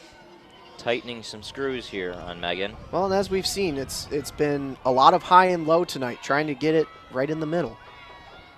And she comes back with a 2-1 to Williams that's chopped over towards Rodriguez at short. It's going to be a tough play at first again, and this time the throw is there and the foot stays on the bag for out number 2. The runner, Weber, will advance to second on the play. So a runner in scoring position with 2 outs on the fielder's choice. Well, to be a plus defensive shortstop, you need to have a good arm, and Rodriguez has just that.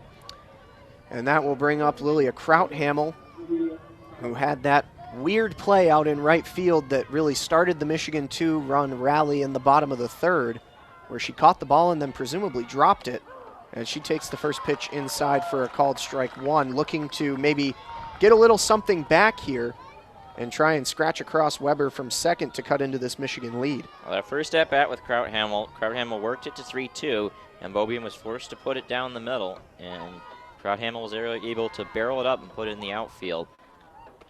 The 0-1 misses outside for ball 1.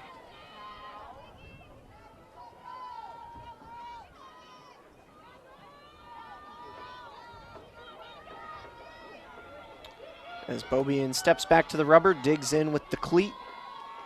Roxon delivers the 1-1, and that one misses up high. Stepping off of second was Weber, and a quick throw down. It's close, but not quite in time. Heads-up play there by Katie to throw down, keep the runner honest. Well, Weber probably thought she had a chance to get something that was going to run to the backstop, as that one again was destined to sail over the head of Alexander, but using that tall frame to get up and snag it. As the 2-1 is a hard shot right over towards Canfield at second. She makes the grab for the third out. Got a really good piece of that one, did Krauthamel, but unable to find a gap in the defense, and that'll do it for Penn State in the top of the fourth. As we head to the bottom of the inning, Michigan leads 2-0 over Penn State here on WCBN Sports coverage of Michigan softball. The Pink Game here in honor of breast cancer awareness and the Michigan Softball Academy. Yeah, great contact there from Krauthamel, liner, but right at Canfield, wrong spot to put it. And Michigan is able to get through another inning scoreless. You'd like to see some more runs poured on as more hitters come to the plate and see Partial for the second time through. And a shout out to David tuning in from the UP. Love to see it. Probably a little colder up there today than it is down here. Other than the wind, this was really a picturesque April day. Yep, it rained a little bit earlier, but the clouds moved on and the sun's been out for the last little while. The wind, the only thing that's adding a little tinge to this sun. As Michigan will bring up 5, 6, 7, Udin, Nemitz, and Hoganrod here in the bottom of the fourth with a 2-0 lead. An update again from Michigan State and Northwestern, still tied at 1 apiece there in the top of the fourth inning with Northwestern at the plate. And if Michigan State can pull that one off, Michigan would be immensely grateful. Yeah, Michigan just needs one Northwestern loss and then they control their own destiny for at least a share of the Big Ten title. We don't really know what the tiebreakers are for the Big Ten tournament. It's not posted anywhere that I ever saw, so I don't know what would happen if Michigan ties with a team like Northwestern, given they don't play each other. Udin on the first pitch shows bunt, but didn't pull back in time on the low pitch, and it's a called strike one as it dribbled away from the glove of the catcher, Vallejos. Michigan, if they win 2 games this weekend, is guaranteed at the minimum, if they lost out, like if they lost every game down the stretch, would still get a top 4 seed in the tournament. As the 0-1 pitch misses low for ball 1 to even the count at 1 apiece. Yeah, Michigan, Northwestern, and Minnesota likely to be the top 3 seeds. The battle for 4th is going to likely be between Ohio State and Wisconsin. The 1-1. That's a hard shot over towards short. Unable to gather it up in time. A close play over at first, and the throw is just a bit late. It bounced up in the glove of Livingston, who couldn't make the transfer from leather to skin, and the throw misses by about a step as Udin hustles down the line and gets on base. The leadoff runner on for the Wolverines here in the bottom of the fourth. She'll get the E6 there, but that was a really hard hit ball. Yeah. Not easy on the hands. Tough to judge up off of the dirt. And just one of those things that you see a lot in softball that you might not see in baseball. A tough play as Mackenzie Nemitz will step to the plate as ball 1 misses low. So going back to that top 4 seed conversation, pretty much a guarantee that there's no need to get down to Bloomington on Thursday. Those first round games should be entirely bypassed by the Wolverines into the quarters on Friday as the 1-0 pitch is fouled back down the third base line to even the count at 1 apiece. But one of the big factors, obviously, is what seed Michigan ends up getting, because a 1 seed is the difference between playing Wisconsin in your first game and a team like Minnesota in your first game if you're a 2 or a 3. I mean, your second game, obviously. The first one is the easier one, but... The 1-1 popped up. Ranging over from short is Livingston, and she makes the catch right on the point where the grass meets the dirt for out number 1. I say first game because the semis and the finals, unless there's rain, are played on the same day, which is a big factor and why Michigan will need Alex Duraco to be strong down the stretch, because you can't have Bobian pitch all 14 innings. The 1 seed also gets the longer break between the 2 semifinal games and the final. That didn't come into play last year, however, because of all that rain. They ended up playing the championship on Sunday morning last year. And now we're going to have time called as it looks like Amanda Lahotak saw something on the third baseline that might have been a piece of equipment. It looked maybe like a mouth guard or something that she picks up out of the dirt and hands off to home plate umpire Mike Burwell. So Hoganrod will now step back into the box and take the first pitch as she grounds it over towards third. Gathered in. The throw over to second is in time. The throw over to first, not in time. So a fielder's choice there on the first pitch. Hoganrod sees will send Udin back to the dugout. And we have the same picture with a runner on first now with 2 outs here in the bottom of the 4th.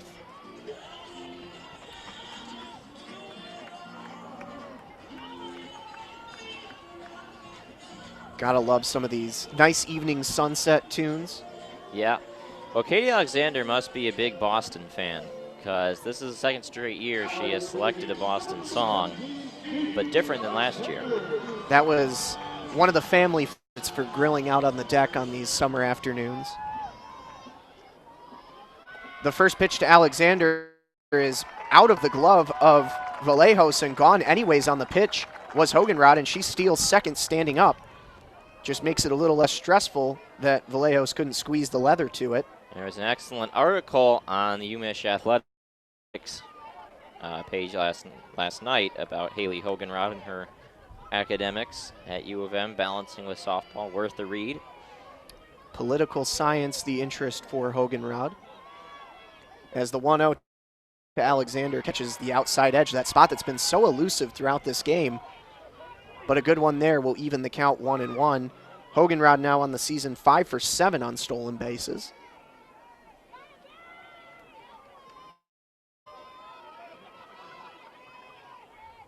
The 1-1. Low and down near the ankles inside on Alexander to bring the count to 2-1.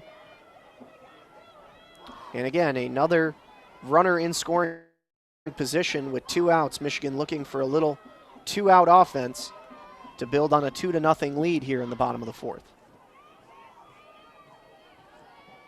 Parshall delivers. This one grounded up off of her glove, and it's going to be an infield single for Katie Alexander as it goes up off of the extended glove of Parshall, bounces over towards Livingston at short.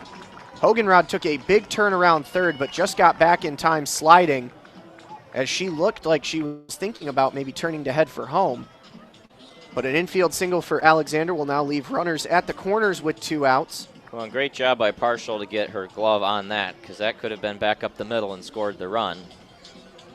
Hoganrod hit third hard, but smart decision to hold up there as that ball was in the infield. And that'll leave it up to Natalia Rodriguez to try and keep the 2-out rally going. Grounded out to Parshall in her first at-bat, as the first pitch misses a bit inside for ball 1 on the fastball. Rodriguez is hitting .310 now on the season, has 1 home run that she got up over the fence, and 5 RBIs. A great opportunity to add number 6 here. The 1-0 misses high, and looking to head over to second is Alexander. She stopped halfway to get the throw into the circle for Vallejos. And then the quick throw over to third to make sure that Hoganrod didn't try to steal home, and Alexander will go halfway, stop, and then go the other half to steal the bag at second.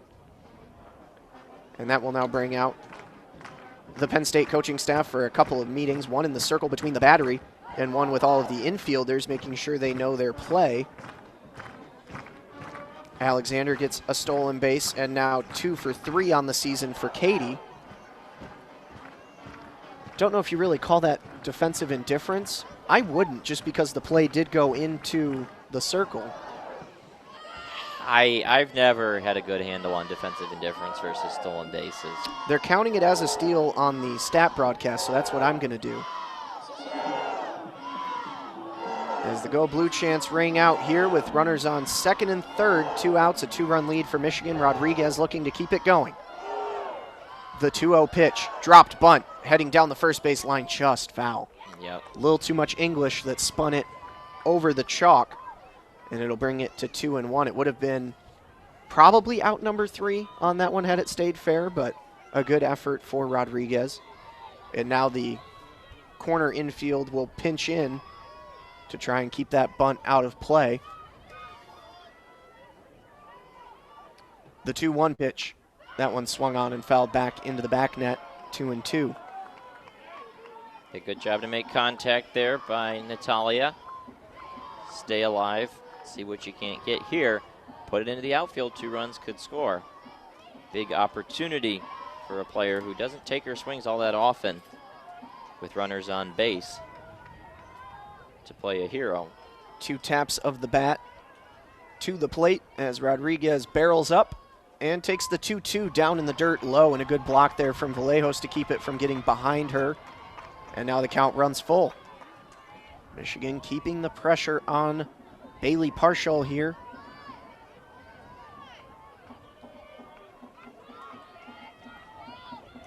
As she is going to check her wristband, look down to Vallejos. She's got her payoff pitch, and it is swung on and fouled back into the back net by Rodriguez. On the fastball again.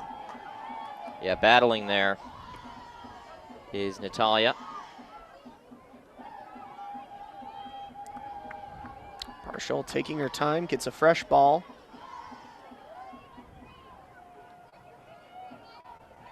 Has the cream-colored cleats, does Parshall, as she kicks back and brings another payoff pitch. This one a bloop over towards left field, ranging over and in time to make the grab is Tony Polk for the 3rd out. So Michigan threatens with runners on second and third, but they can't bring anyone across as we stay 2-0 heading to the top of the 5th here on WCBN Sports coverage of Michigan softball and the Michigan Student Softball Radio Network. Quick update again from Northwestern Michigan State. It is now 2-1 in favor of the Wildcats in the top of the 4th.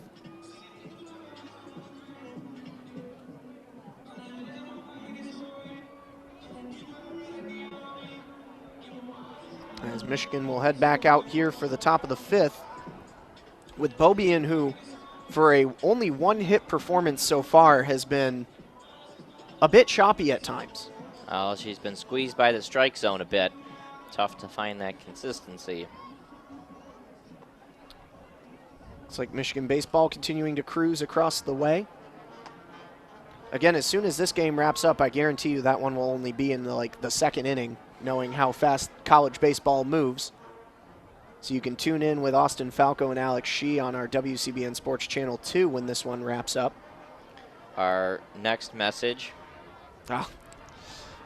Jeremy, my proudest moments with WCBN were the times we spent talking softball in the booth and in the studio. Thanks to your tireless efforts, I think our coverage has done justice to this incredible program. Through all the Chili's trips, bad puns, run rules, and heartbreak, we grew as broadcasters and friends. I'm glad we got to share it all with the Michigan softball community. Sweet Caroline forever, Morris. Brings a tear to my eye. Love you, Mo. Really the guy that got it all started.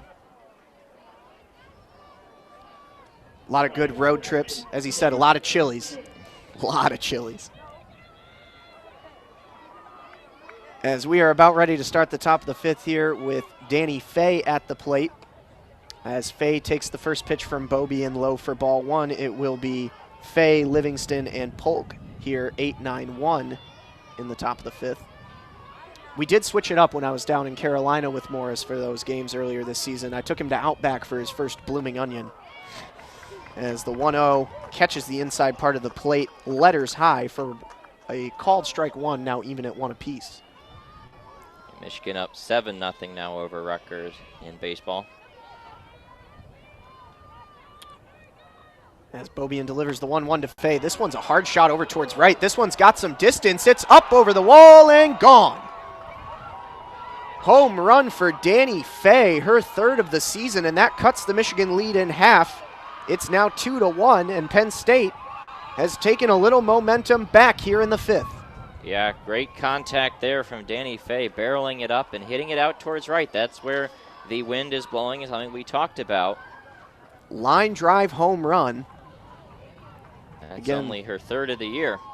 Hoganrod just had to watch that one go. There was no play to be made. There's the padded part of the wall in the outfield, and then there is the metal fence that kind of is the addition to the grandstand on top, and that one just cleared the metal portion, so maybe a good 4 or 5 feet above the top of the wall in right. And a line drive home run, as Beaubien will now have to go back to work against Melina Livingston. And the first pitch misses low for ball 1. So now Penn State 1 run on 2 hits and 3 errors. Michigan 2 runs on 4 hits and 1 error.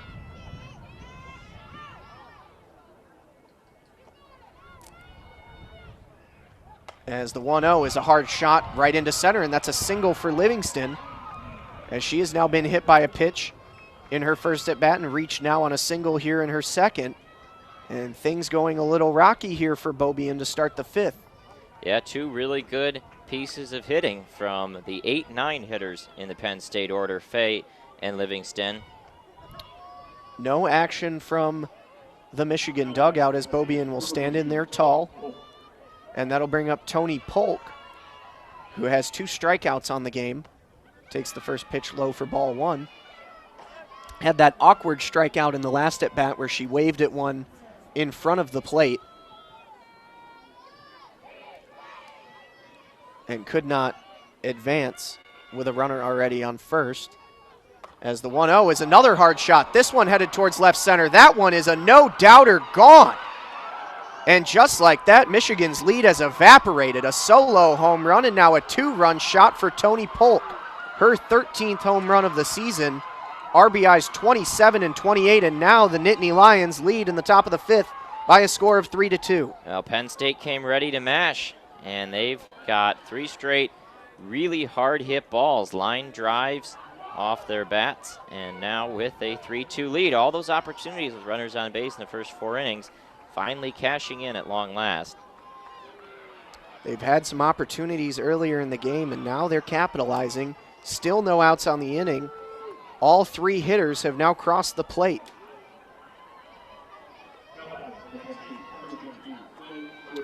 And now heading towards the heart of the order with Claire Swedberg stepping to the plate. And the first pitch to Swedberg is a called strike. Checked the swing but didn't go. Still called it over the plate. Swedberg had a walk in her first at bat, grounded out to Rodriguez the last time up in the third. Penn State with all the momentum now trying to keep it moving here at the plate. As the 0-1 showing bunt pulling back as it flies high to even the count at 1-1. Well, this is where Beaubien's got to refine her groove, get right back to where she was, and continue to battle. The 1-1 pitch. Check swing again, this one high and outside, 2-1, and Beaubien struggling to find the strike zone here.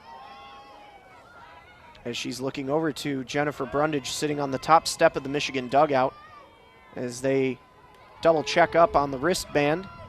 Beaubien has her pitch, kicks back and delivers. Called strike on the outside edge. With the fastball, 2-2.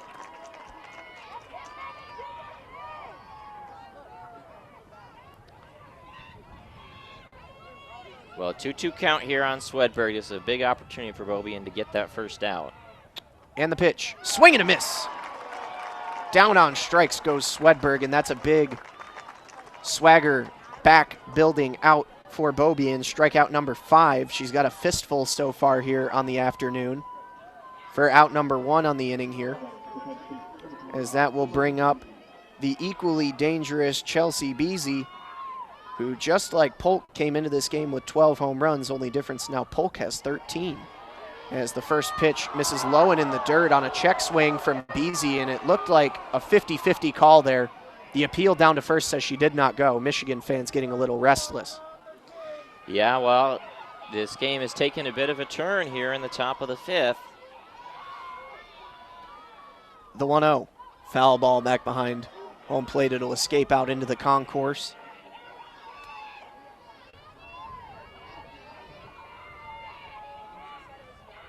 The fans still have life here, although a lot of the energy sucked out by a solo home run and a 2-run home run for Penn State to open up the inning as they now lead 3-2. The 1-1 to Beasy, that one bounces up again. 5 feet in front of the plate and smothered by Alexander, 2-1. Well, you just never really get the sense that Beaubien has been completely locked in. She's been very good at times, but there's always been some of those pitches that just aren't leaving the hand correctly. The 2-1 to Beasy. That one, a foul ball down the third base side. Hard shot evens it up at 2 apiece. Bases are empty, 1 out. The wind has died ever so slightly, still moving left to right through center field.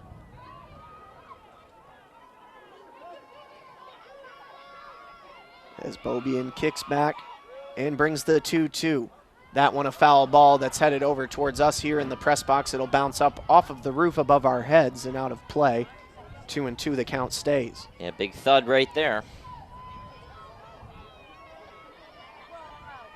As Beaubien will go back to the wristband.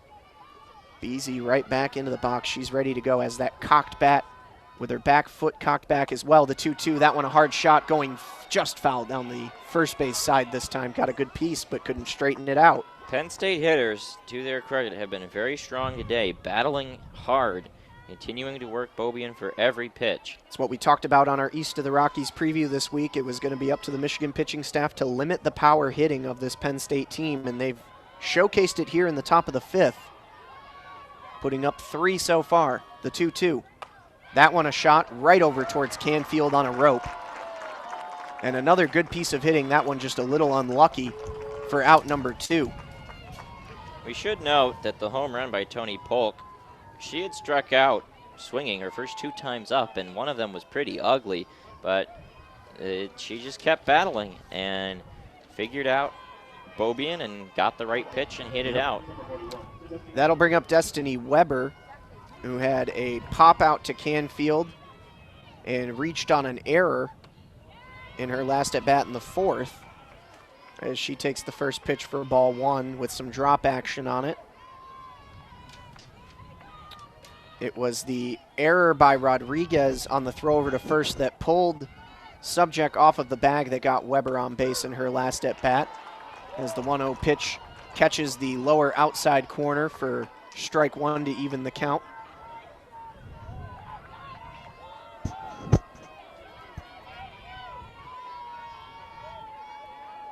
Staring down to Alexander. Beaubien brings the 1-1. This one knuckled right over towards Canfield, who ranges over behind first base and makes the grab for out number 3. So the first 3 batters make a lot of noise. The last 3 go very quietly. It's a solo home run and then a 2-run home run for Penn State, as they've now taken a 3-2 lead as we head to the bottom of the 5th inning. You're listening to Michigan softball coverage on WCBN Sports and the Michigan Student Softball Radio Network here on Pink Day, the Michigan Breast Cancer Awareness Game for the Michigan Softball Academy. Well, Michigan has had to come up big at some different points in this Big Ten schedule, and the hitters are going to need to come through here again. You're only down 1 run, and you got 3 innings to do it. 9 hitters are going to come to the plate. Everyone will get 1 more shot, and it's up to who can make a statement. They've had big hits against Illinois, had big hits here against Indiana. They're going to need to make their mark, and they're going to need to string together runs in a more orderly fashion than they have earlier tonight. So last we checked, it was 2-1 Northwestern over Michigan State. It was in the top of the 4th with 1 out. 1 out has been recorded since we last checked in with you. Can you guess how many runs have been scratched across by the Wildcats? It is now 9-1 with 2 outs in the top of the 4th. So that Michigan State hanging on for about a half inning, not even. Well, there you go. It's Northwestern hitters seeing the pitcher and then figuring her out. This is what Michigan needs to do against Partial. This is the 3rd time through the order as we start with the leadoff hitters, and Canfield's 2 for 2 if she can get on and get this thing rolling.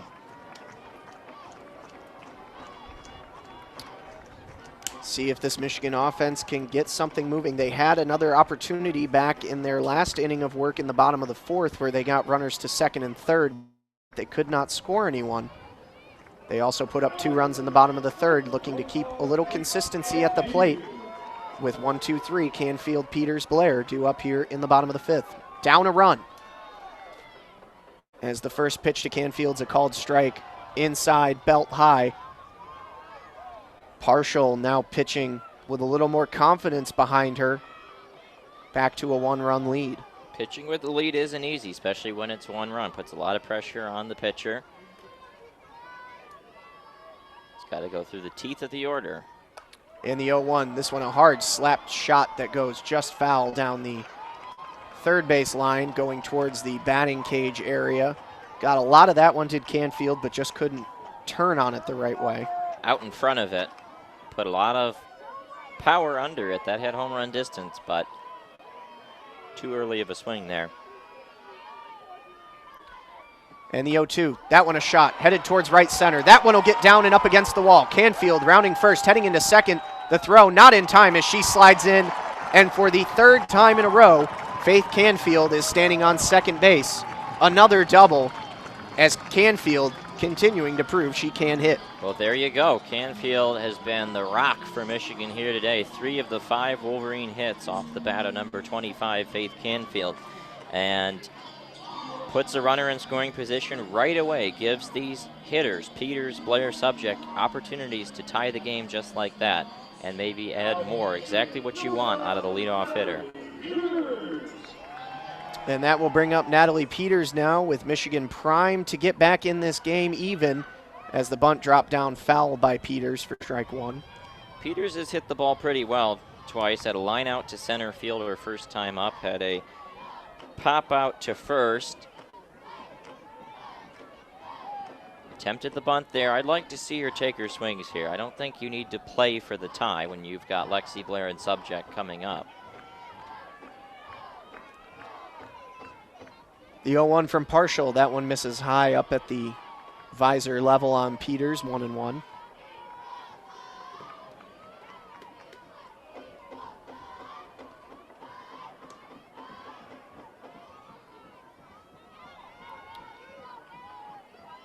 Peters so far on the game, a fly out and a fielder's choice, as the 1-1 misses high and outside for ball 2. Well, this is Michigan fans are saying that the team perhaps out of the weeds, playing some easier opponents, but Penn State's giving Michigan all they have, and that's the value, not overlooking these opponents. They can make noise. Penn State doing that here today. The 2-1, that one down low, but a called strike on the bottom edge of the zone with the drop ball, 2-2. He looked like jabbed at it as well.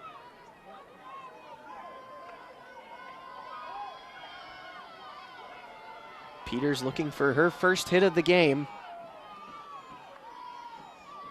The 2-2 just misses outside, and that's that spot that has just been so consistent this whole game. It's a good spot, but not when Mike Burwell's behind the plate.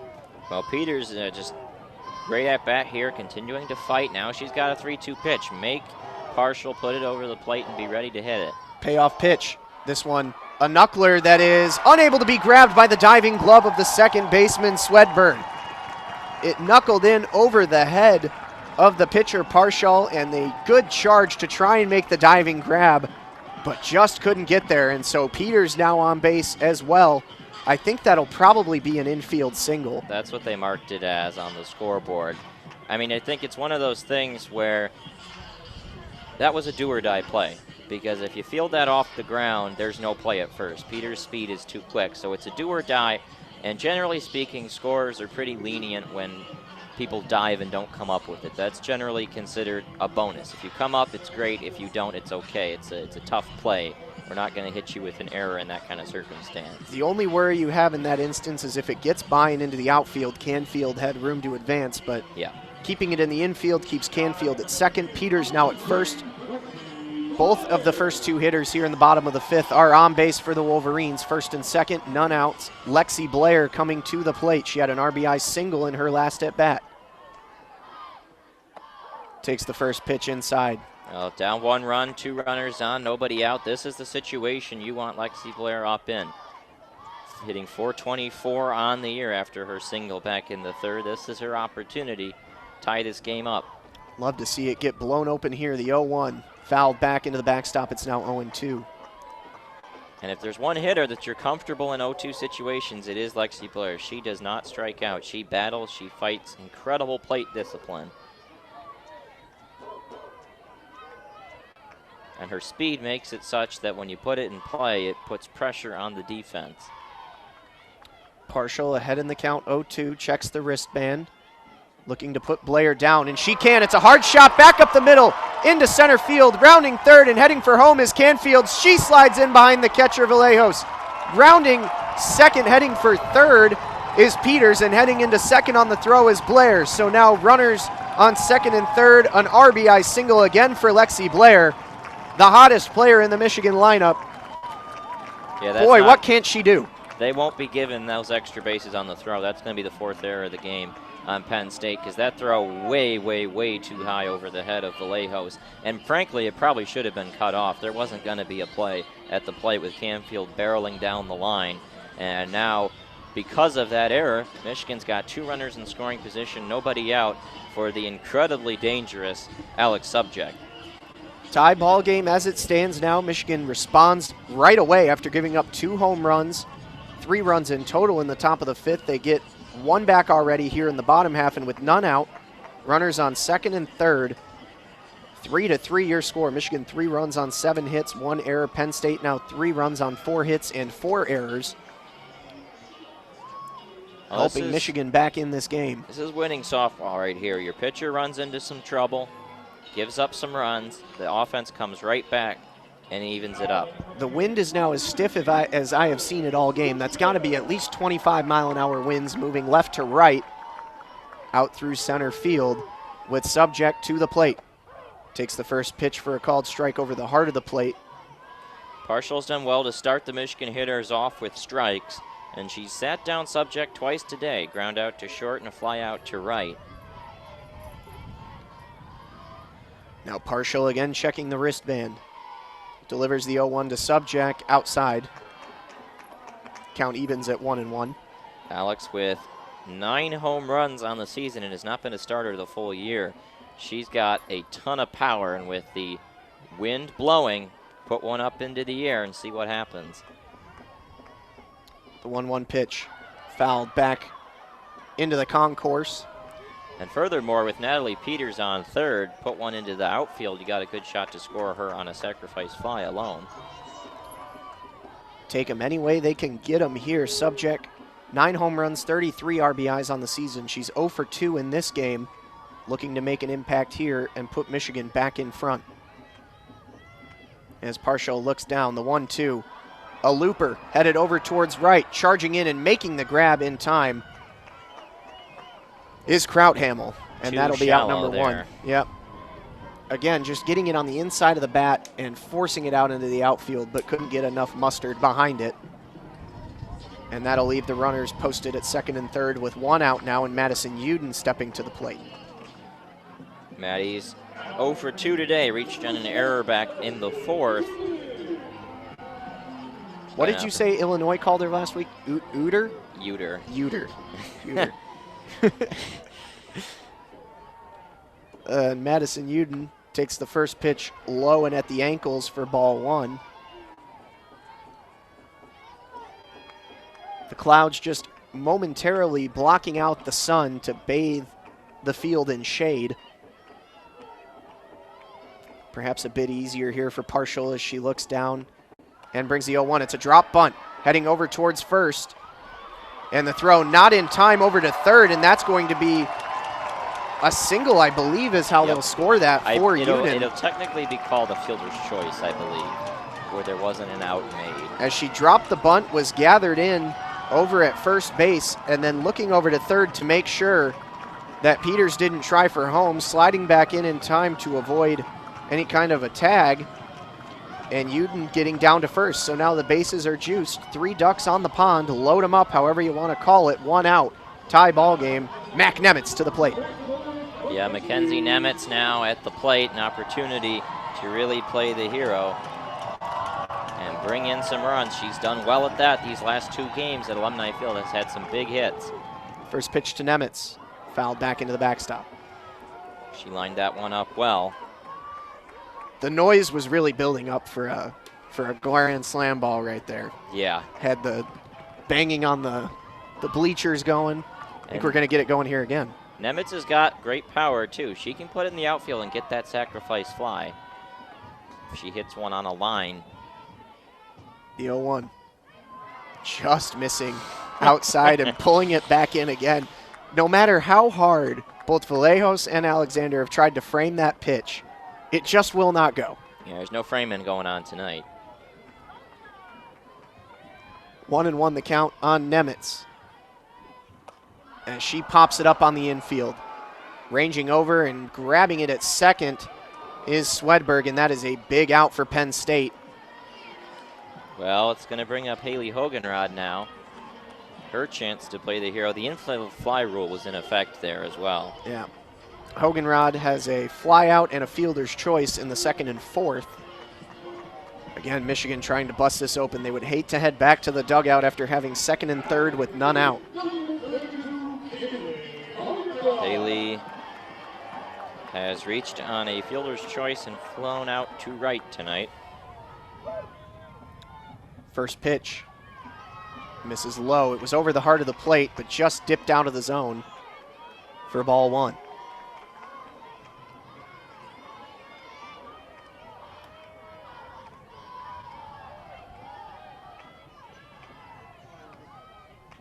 The 1-0 pitch. Little knuckleball that goes right nestled into the glove of Swedberg. Michigan gets the tying run back, but they cannot capitalize on 2 runners in scoring position and no outs for the opportunity. So we will head to the top of the 6th with your score, Penn State 3, Michigan 3, here on WCBN Sports coverage of Michigan softball and the Michigan Student Softball Radio Network. Depth bats just unable to come through in that big situation there for the Wolverines.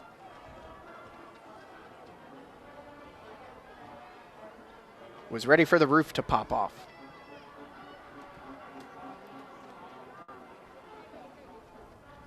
As Beaubien will go back to the circle here, trying to keep it a tie ball game in the top of the 6th.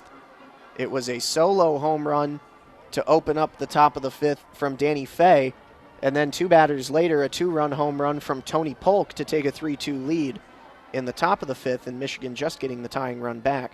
Beaubien did settle down nicely. Went pretty quick after those 2 home runs. All right, our next message. JP is the voice of spring. My introduction to WCBN came by the way of Jeremy and Mo several years ago, and their professionalism and knowledge brought me even closer to my favorite team, which I didn't know was possible. Professionalism. Like his longtime partner, JP brought a friendly and humorous approach that kept me coming back. I won't forget his enthusiasm for puns, or the Tampa weekend first base hit, or the time we almost met for lunch in the Cigar City. East of the Rockies has always been a bonus, and on the show, JP has been a part of a collection of entertaining personalities informing us passionate fans while paving the way for the newest voices who love to cover this team.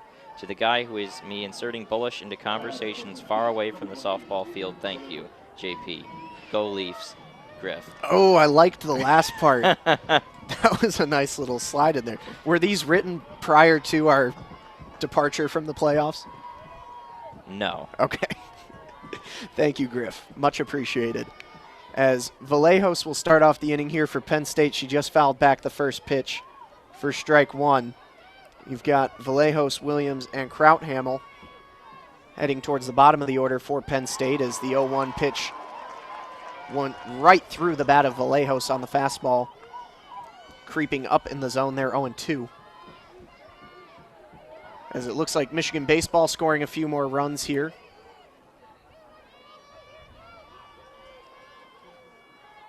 The 0-2 pitch swung on, fouled back again, still 0-2 on the catcher, Haley Vallejos. All of the messages so far have been appreciated.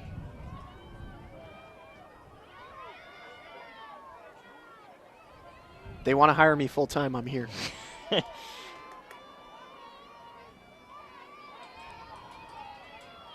And the 0-2 pitch. That one, it's that spot, man. This game has just been a beast with that spot. If that pitch is going, we'd be probably done by now. But again, missing on the outside edge, and it's now 1-2.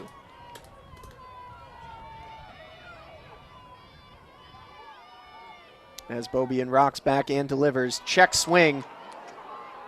The appeal down. She did go. Yeah, finally, the appeal. It was very clearly a swing, and it took a minute for Mike Burwell to get the appeal down to first, and he does, and it's a strikeout. Strikeout number 6 on the game for Megan Beaubien. That's a big strikeout to get. Now you have 2 sub-200 hitters. If you can get a 1-2-3 inning, put the bats right back up there. Going to have a pinch hitter, I think, here for Megan Williams. That would make sense. And stepping to the plate, I believe that's Allie Kurland, the freshman lefty. Indeed it is. We'll get you some Kurland numbers here. So far on the season, she's appeared in almost every Penn State game, 46 of 49, has 126 at-bats, hitting .254, has 4 home runs and 14 RBIs, so a much better hitter than Williams, who she's replacing here. The first pitch to Kurland is a grounder. It gets into the glove of Udin on a dive over at third, and what a play by Madison Udin. Kurland thought that one was going to get past Udin and out into left. Udin making the little half dive over to her left-hand side, gets it into the glove, the quick up and throw over to subject, a laser for out number 2. A great defensive play for the hot corner member of the Wolverines defensive lineup. And now just like that, 2 outs in the inning. Beaubien has not had a 1-2-3 inning the entire game. And that will bring up Crownhamel. First pitch high for ball 1. Couple of really nice plays on this game. Canfield had a diving grab over on the foul line back, I believe, in the first inning that was in this game. Another web gem play there from Udin. The 1-0. Again, just missing on the outside. That waist-high outside fastball. Nothing doing. Just a tough one all night long. Yep. As Beaubien will kick again and deliver the 2-0. That one gets up inside and will hit her. I think they're going to say that caught the bat. I think it hit her hands, but she swung. Yeah, it looked like it hit Krauthamel up in the hands or maybe on the handle of the bat, but she did, I guess, follow through with the swing. And so it'll go down as a strike instead of a hit by pitch. Perhaps a lucky break there for Megan Beaubien on a pitch well inside. As she now delivers the 2-1, and it won't matter because it's a hot shot single between short and third. Gets into left, gathered up by Blair, and it's a single here for Crownhamel with 2 outs in the top of the 6th. Well, for a hitter who only has 13 at-bats on the year, she has done a lot of good hitting today. 3 really hard hit balls, 2 singles and a line out to short or to second. Trying to get some experience for the freshman, has had plenty of it today, both defensively and at the plate. And that ensures that they can flip it to the top of the order in the 7th as you got Danny Fay up now. You can start Livingston, Polk, Swedberg potentially, if not more, if they can continue hitting here. Fay had a line drive solo shot home run just over the right field wall back in the last inning. As she takes the first pitch low in the dirt for ball 1. Penn State trying to break this tie ball game. It's turned into quite a battle down the line here between these two sides. As Beaubien looks down to Alexander and brings the 1-0. Fay knuckles that one over towards second, gathered up there by Canfield. The quick toss over to first is in time by a couple of steps, and that'll do it. Penn State gets the single and nothing more. We stay tied at 3, headed to the bottom of the 6th inning. You're listening to WCBN Sports coverage of Michigan softball on the Michigan Student Softball Radio Network, the Pink Game, Breast Cancer Awareness, and the Michigan Softball Academy. The Alumni Band out in the top left corner of that right field grandstand. Right, we have a message you're going to hate. Okay, that's a great way to open that. Go ahead. JP, thank you for everything you've done to build up WCBN Sports. From when I first started, you were the driving force behind everything in the group. Your dedication, passion, and leadership were incredibly motivating to me as I grew as a broadcaster and a leader. I don't think there was a bigger accomplishment than moving on from something you invested time and effort into and being able to say you left it better than you found it. Let me tell you, WCBN Sports is much better than you found it. Everyone is going to miss having you around, not just as a leader, but also as a friend. You have constantly been in positions during your time at U of M where you had the opportunity to truly influence people's experience and paths. And I think I can speak for all of your residents when you were in RA, members of your orientation groups, and everyone at WCBN Sports when I say that you have been a positive influence on my life and everyone else's. Thank you for everything and best of luck with whatever comes next. Go Blue, Evan. Ugh. God. Sappy. I'll be sure not to thank him when I get home tonight. My roommate, Evan, now reigning executive director of WCBN Sports. I should have gotten him in trouble a lot more when I was his RA. I could have had him gone from this place by now. It will be Katie Alexander to lead off here in the bottom of the 6th. 8-9-1, Alexander, Rodriguez, and Canfield. God, something about the sunset and Katie playing that Boston song, it just fits. Don't forget about me. It's such a good song, Drain. Yep. All right, Alexander to the plate now. Back to softball. Takes the first pitch low, ball 1. Well, Katie has an opportunity here. Get on, make some noise with Natalia and Faith Canfield coming up. Flip it back to the top. Put yourself in position to come around.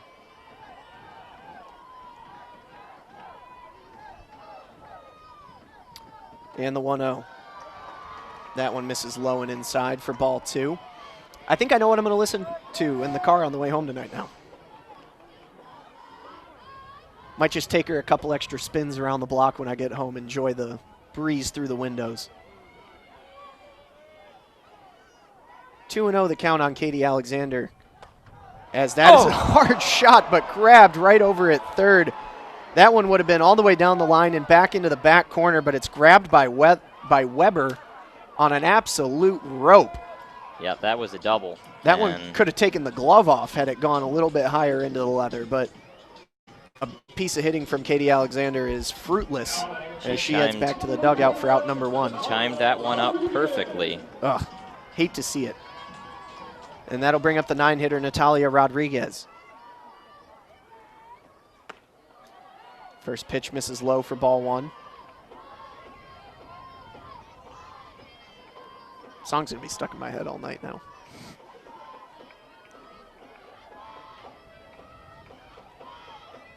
Rodriguez is 0 for 2 so far with a ground out and a fly out.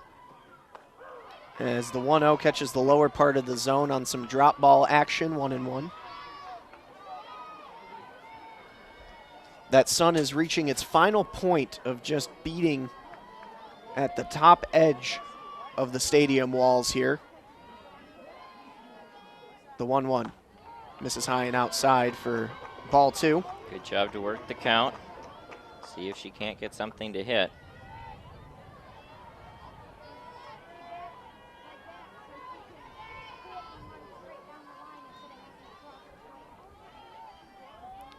The 2-1. That one a called strike. Is that also a drop ball catching the lower part of the zone, 2-2. Yeah, that one felt a little low.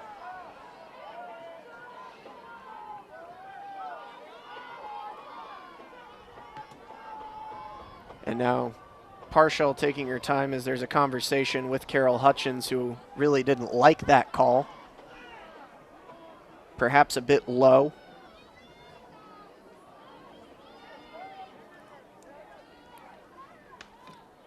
The 2-2 pitch. Chopper over towards third, gathered in by Weber. The hard throw over to first, not in time. Doing the splits, trying to reach out and make that grab was Megan Williams. And it looked close, but they're going to say that it pulled her foot off of the bag at first. Yeah, that's it. And Rodriguez, speedy as she is down the line, ruled safe. That's a tough one. Always got to leg those ones out. And an infield single again. And Michigan gets the base runner they want. And Rodriguez, 9 of 10 on the year in steals. That'll bring up Canfield, who has been fantastic throughout this game. There hasn't been an at-bat yet where she hasn't landed on second, and I guess I spoke too soon because she's plugged on the first pitch in the back, and that will wind her up at first. And now making some noise are the Wolverines, 2 on. Runners on second and first. 1 out here in a tie ball game in the bottom of the 6th as Natalie Peters will step to the plate. But still, what a night for Canfield. 2 doubles, a single, and each one of those got her into second. Peters, on the other hand, 1 for 3. She had a single back in the 5th. Was part of that rally that got Michigan the tying run back across the plate as she knuckles the first pitch into foul territory, ranging over and making the grab and falling over as she does it. And then the quick throw into second is not in time on the tag up. So a heads up base running play by Michigan As that ball tailed into foul territory, it was gathered up by the shortstop Livingston. She fell over on her back just shy of the Penn State dugout on the play.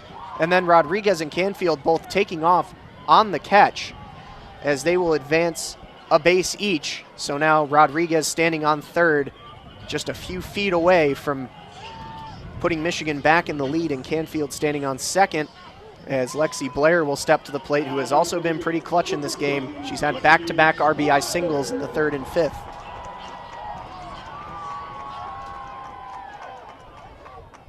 First pitch. This is low for ball one. Amanda Lahotak out of the dugout on that one, really didn't like the call, thought it was a strike, and then headed back into the dugout for a second, and now she's going back out to have a meeting in the circle. It doesn't look like they're going to pull Partial yet.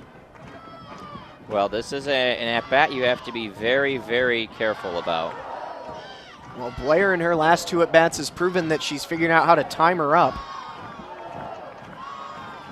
So they're going to stick with Partial here. They're going to roll this arm. They do have a long weekend of softball ahead, but as they do that, Amanda Lahotak giving an earful to Mike Burwell.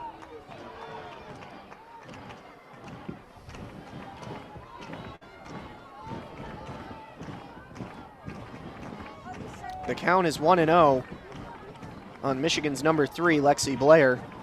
2 outs, runners on second and third, tie ball game, bottom of the 6th. 3-all here at Alumni. And the pitch. Heading over towards the third base foul line and just bouncing off the block M foul down the third base side. Good piece of hitting there from Lexi. Stay alive, keep battling, wait for your pitch. And it's now 1-1 on Blair.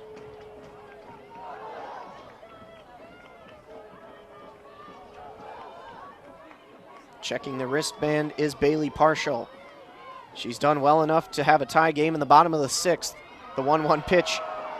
Oh boy, of all the times to call a pitch on the outside edge tonight, that's a spot that has been refused to both sides, and that pitch deemed good enough that it caught the outside edge for a called strike 2.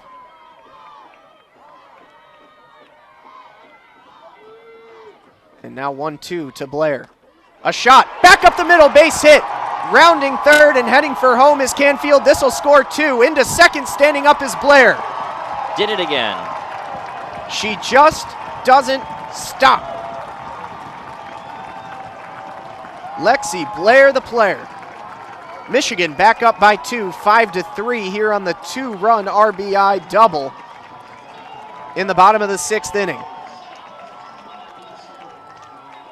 Have yourself a day again, Lexi.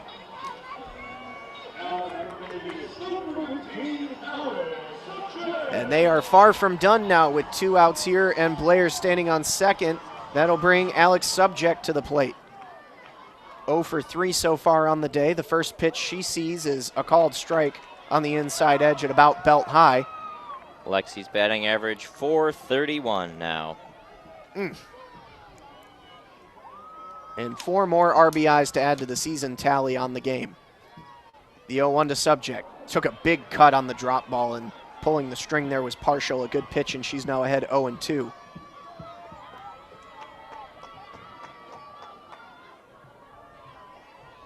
Michigan looking to add some more runs on to a 2-run lead here that they will take to the top of the 7th, where Penn State will have their final 3 outs to get back in it. The 0-2.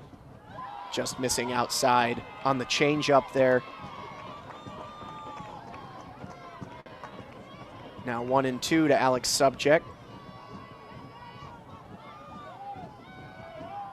Blair eagerly leaning off of second as Partial checks the wristband. He's got it in the left hand. Delivers. Just missing inside. That one brushed Subject back a couple of inches. 2-2 now on that fastball.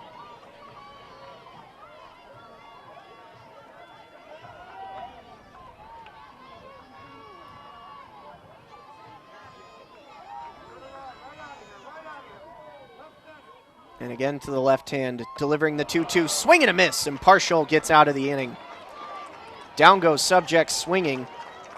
That one The first strikeout of the night for Bailey Parshall in what could be her last at bat of the evening, as Michigan puts 2 runs across on Alexi Blair, 2 RBI double.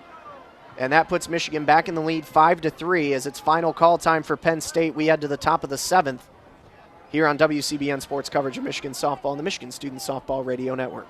Yeah, that's a tough swing there from Alex. Just has not seemed like she's had this lined up well today.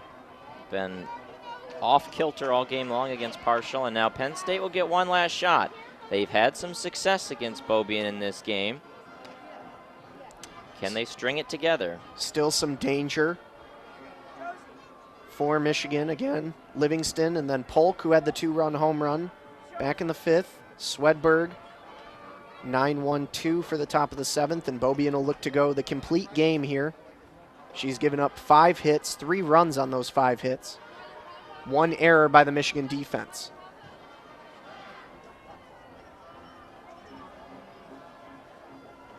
A game that has been a little heady for Michigan to open up the weekend series here.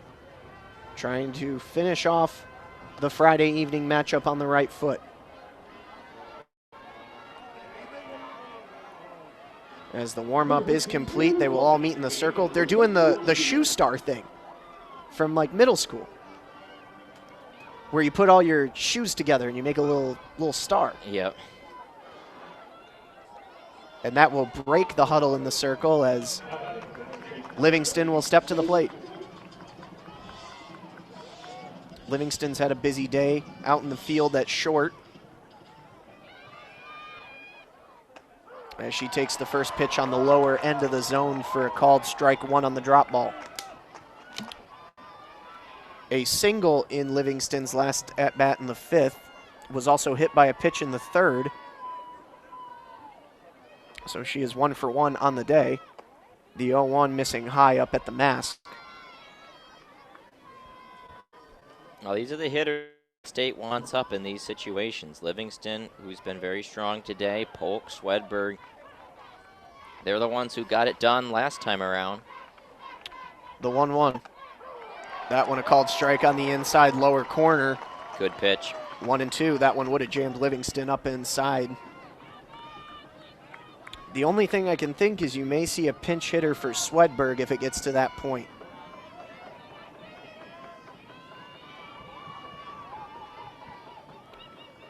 The 1-2 pitch. That one just missing high as Alexander comes up out of her crouch, and it's at the letters. 2-2.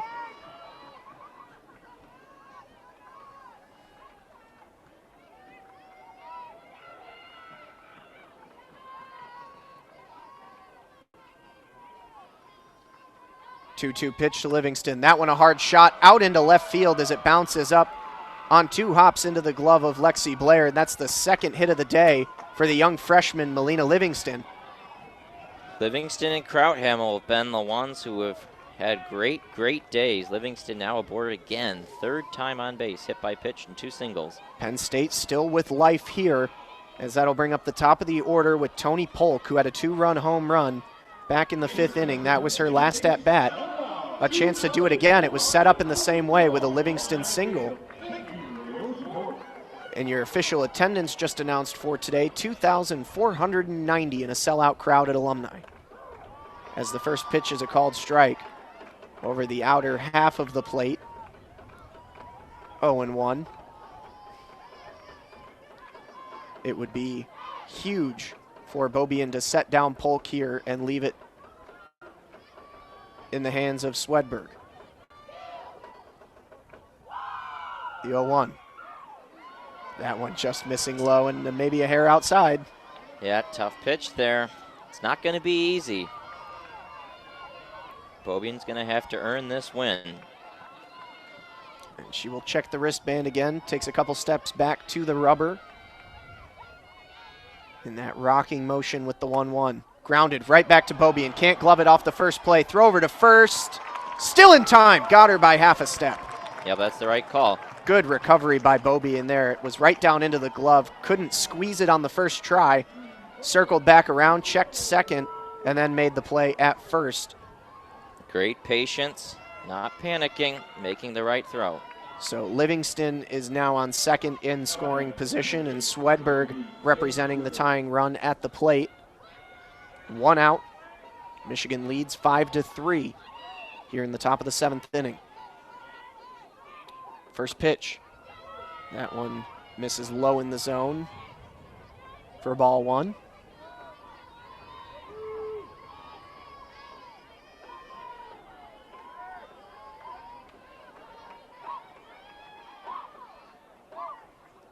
The 1-0 pitch.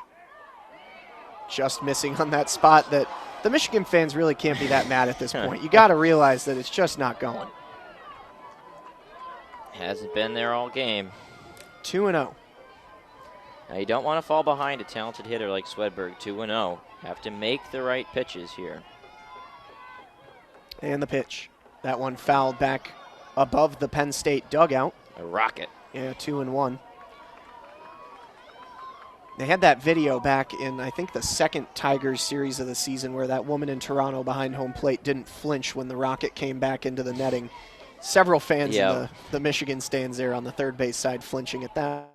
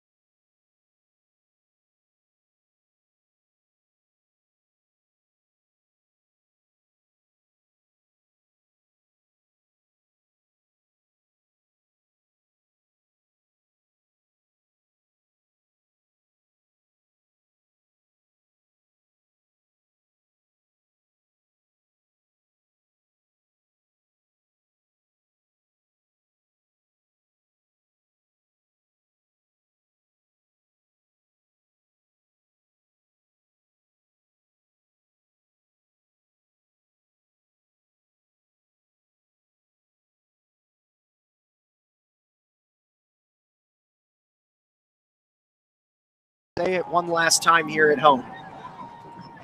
She's got 6 strikeouts on the day so far as Beaubien looks menacingly down to Katie Alexander. The 0-2 pitch. Check swing down in the dirt.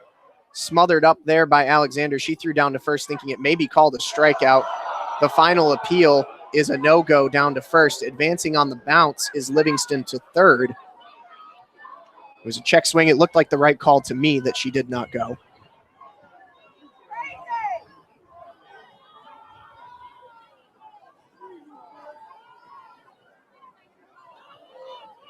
And a quick conference between Alexander and Beaubien on the lower end of the circle here as the count is 1-2 on Chelsea Beasy.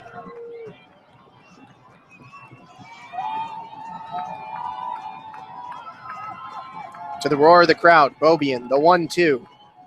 Again, down in the dirt. Good job to get down right there.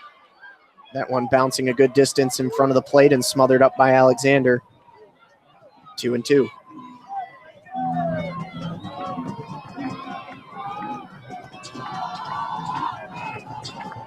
Little 7 Nation Army.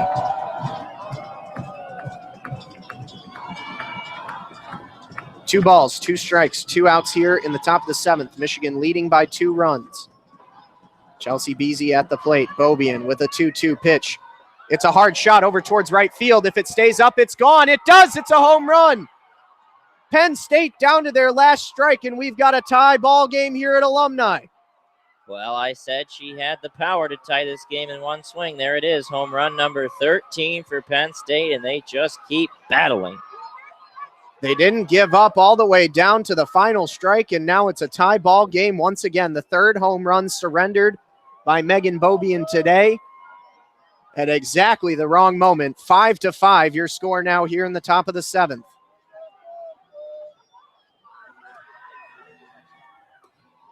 Boy, that Penn State bench cleared out. It just had enough to get up over the wall. It was collected by the stadium attendant standing right atop the steps in the lower right corner of the right field grandstand, right at the 200 mark. Now, second time this year that Megan Bobian's been so close to a win and surrendering a home run. It happened against Ohio State. Happens again here. She can just get this next out, send the bats back up there one more time. Destiny Weber took the first pitch inside for ball one. Weber has pop out, reached on a throwing error, and pop out. The 1-1. Hard shot over towards third. That's a fair ball. No, foul. At the last second, Mike Burwell went up with his arms behind home plate, foul. It looked pretty darn close to me. Yeah, right call there. Right over the bag, right on the line, right past the extended glove of Udin. Nothing doing. 1-1 on Weber. Well, one thing to watch, Megan Bobian now, 129 pitches. She was in this range when she gave up that home run against Ohio State. She's been worked a lot. If this goes to extra innings, you might have to make a change. The 1-1 pitch to Weber. Good. Change up that drops right in there for a called strike. Beauty.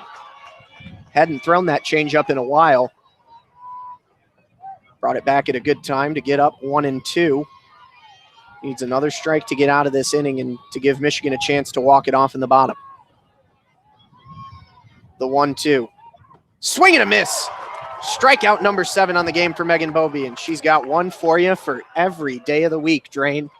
But yes, not before Penn State gets the 2-run tying home run on a 2-2 count with 2 outs in the top of the 7th. We head to the bottom half, tied 5 apiece between Michigan and Penn State here on WCBN Sports coverage of Michigan softball and the Michigan Student Softball Radio Network. Penn State has just been relentless today. They keep coming back and will not go away. Michigan is going to have to earn this victory.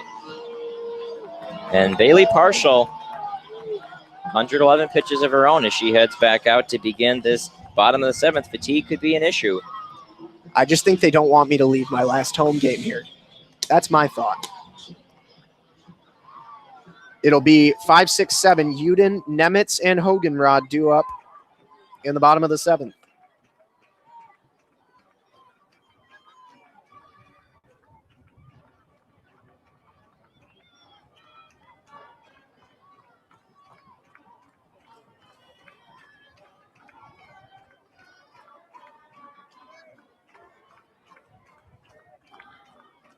And it got real quiet real fast here, too. Yeah, but the roar can get started if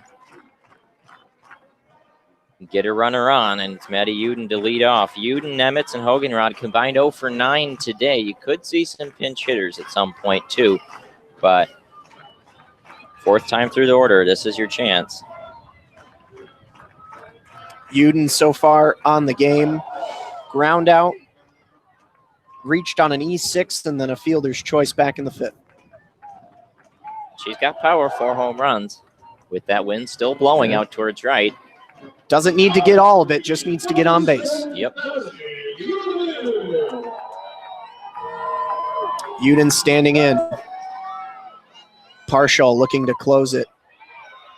As the first pitch is a called strike over the lower half of the plate, middle of the plate.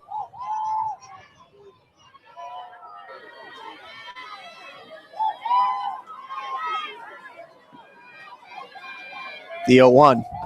That one misses up high. That one kind of dragged Vallejos back with the glove, kind of pulled her backwards with the speed. Yeah, no runners on base, so it wouldn't have mattered, but incredible play to snag that one.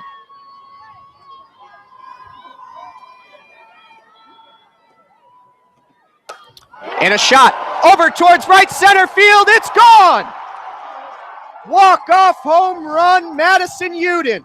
Well, that's twice in the 7th inning. I said someone had power, and then it happened. Penn State got the 2-run home run in the top of the 7th to tie it back up, and Madison Udin said, no more. Send them home.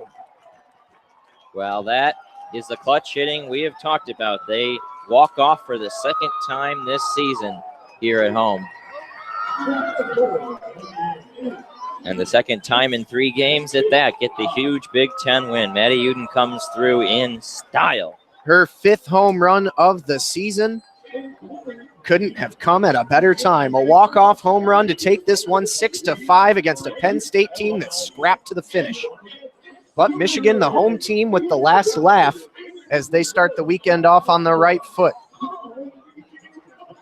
Well, this is going to be a tough loss to swallow for Penn State, given how well they played. They just kept fighting, didn't give up, went down 2-0, went down 5-3, kept on coming back, but Michigan gets the last laugh. Couldn't have asked for a better ending for my last home game here. Fun game here today. Yeah, kept its entertainment right down to the wire, and for a team that has given me a lot of great moments over the years, I'm grateful for one final fun moment here on the mic. And thank you, Drain, for soliciting all of those messages from friends and family. Well, I've got one more myself. Oh, do you? Okay. Go ahead. Oh, you wrote it out? Yeah, this is mine. This is mine I wrote for you. Oh, my God. Okay. I thought you were going to freewheel this one. No. Go for it. Over the course of the past 5 years, JP has shaped both WCBN Sports and the Michigan softball community in innumerable ways. When JP arrived at our station in the fall of 2014, it was, in the words of our old friend Morris, a dozen guys in a basement. 8. 8. A dozen's generous. Since then, the club has changed and grown explosively to encompass more members and cover more sports than previously.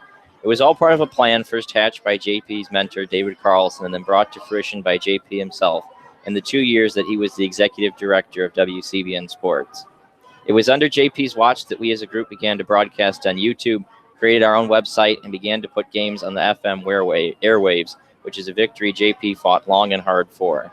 JP wasn't just a leader and a visionary, he was also the ultimate workhorse as well, calling dozens of games across the sports, as well as double-digit football games for 3 consecutive seasons. He suffered through the lowest moments, but also got to bask in the glory on some occasions.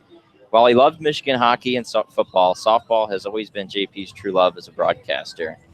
It was under JP and Morris that we as a station began to make a priority of covering softball, and the tremendous success that we have experienced on the coverage beat was primarily the handiwork of those two. In JP's first year at the station, he broadcast the Super Regionals against Georgia here from Alumni Field, and would do so again the following year against Missouri in what was Morris's last game as a student. The next year, JP traveled down to Tampa for the opening weekend tournament for the first time, and it has since become a staple of our softball coverage, and certainly a tradition that I intend to continue for as long as possible in the future. JP was, along with Morris and Kevin Klein, a co-founder of our popular softball podcast, East of the Rockies, which helped take our fan engagement to another level and also brought us closer to the players with our player interview segments. Now I want to get personal for a minute. I joined WCBN Sports in the fall of 2017, and while there were several important people that helped me stick, one of the most important was undoubtedly JP. My second career broadcast was a hockey game against Vermont in mid-October 2017. The crew for that game was myself and JP alone, and quite frankly, I didn't know him all that well since he was absent from many of the early meetings that year on grad school tours. You had to give that little silent stab there. Being alone on one of your first ever broadcasts with the leader of the club, who you didn't know all that well, could be quite intimidating, but it never was, even for a second, with JP. His magnetizing, outgoing personality made that game a walk in the park, and he even had the courage to give me the play-by-play mic that night in the second period, and was always incredibly gracious and warm in reviewing my skills. It's not a hesitation to say that I was hooked on the club after that night. After talking with JP and hanging out with him more over the next 6 or so weeks, he had asked me to join him in Tampa in February 2018. Since then, we've done 18 broadcasts together, traveled to Tampa twice, South Bend, Madison, East Lansing, and Columbus, and I've gotten to know him quite well. We were trapped in an airport together, froze to death on a cold and wet night in Wisconsin, and survived a rainstorm in East Lansing. It has provided me with a plethora of memories that I will cherish forever, and it has ultimately been an absolute pleasure and an honor to have called you a friend and a mentor these last 2 years. Unfortunately, there does come a time to say farewell, and we at this station all recognize the reality. JP will be moving on next year to a currently unknown location, entering the professional workforce. It's not quite the end yet, as listeners will still hear his voice in a couple weeks for the Big Ten tournament and any remaining home games in the NCAA tournament. and we certainly hope that he'll find some time to call into East of the Rockies every so often next year. We're going to miss you next year because we're not just losing a great person and a leader, but we're also losing a hell of a broadcaster, someone who made every broadcast he was on easy and fun, and who brought an unparalleled energy and passion with him to the broadcast booth. And so on behalf of the entire Michigan softball community and all of us here at WCBN Sports, we want to thank you for 5 years of hard work and dedication. Thank you, Trent. Yep. Much obliged. It's been a lot of fun. Last time sitting in these seats, like you said, probably the best moment was getting to call the trip to Oklahoma City back in the Supers, and I think, what was that, 15? Yep. Stood right outside, like about 20 feet from where we're sitting now. And it was a pop-up to Sierra Romero, and I think that's the most fun I ever had. I was hooked from then, and it's been a great team to travel with along the way, and it's in good hands for the future. I know that much. So I appreciate everybody that wrote the notes and everybody that has contributed kind words as they're finally getting rid of me. There's no more degrees to be had here. Until I come back for the doctorate, and then, I'll be back on the mic in a few years. But, yeah, I appreciate it. That's about all I got for you. And I appreciated Alex Drain. And just like Madison Udin sent the Penn State Nittany Lions home here 6-5 on a walk-off home run in the bottom of the 7th inning, I'll leave you, as always, with a good night and a go blue and a thank you for everything.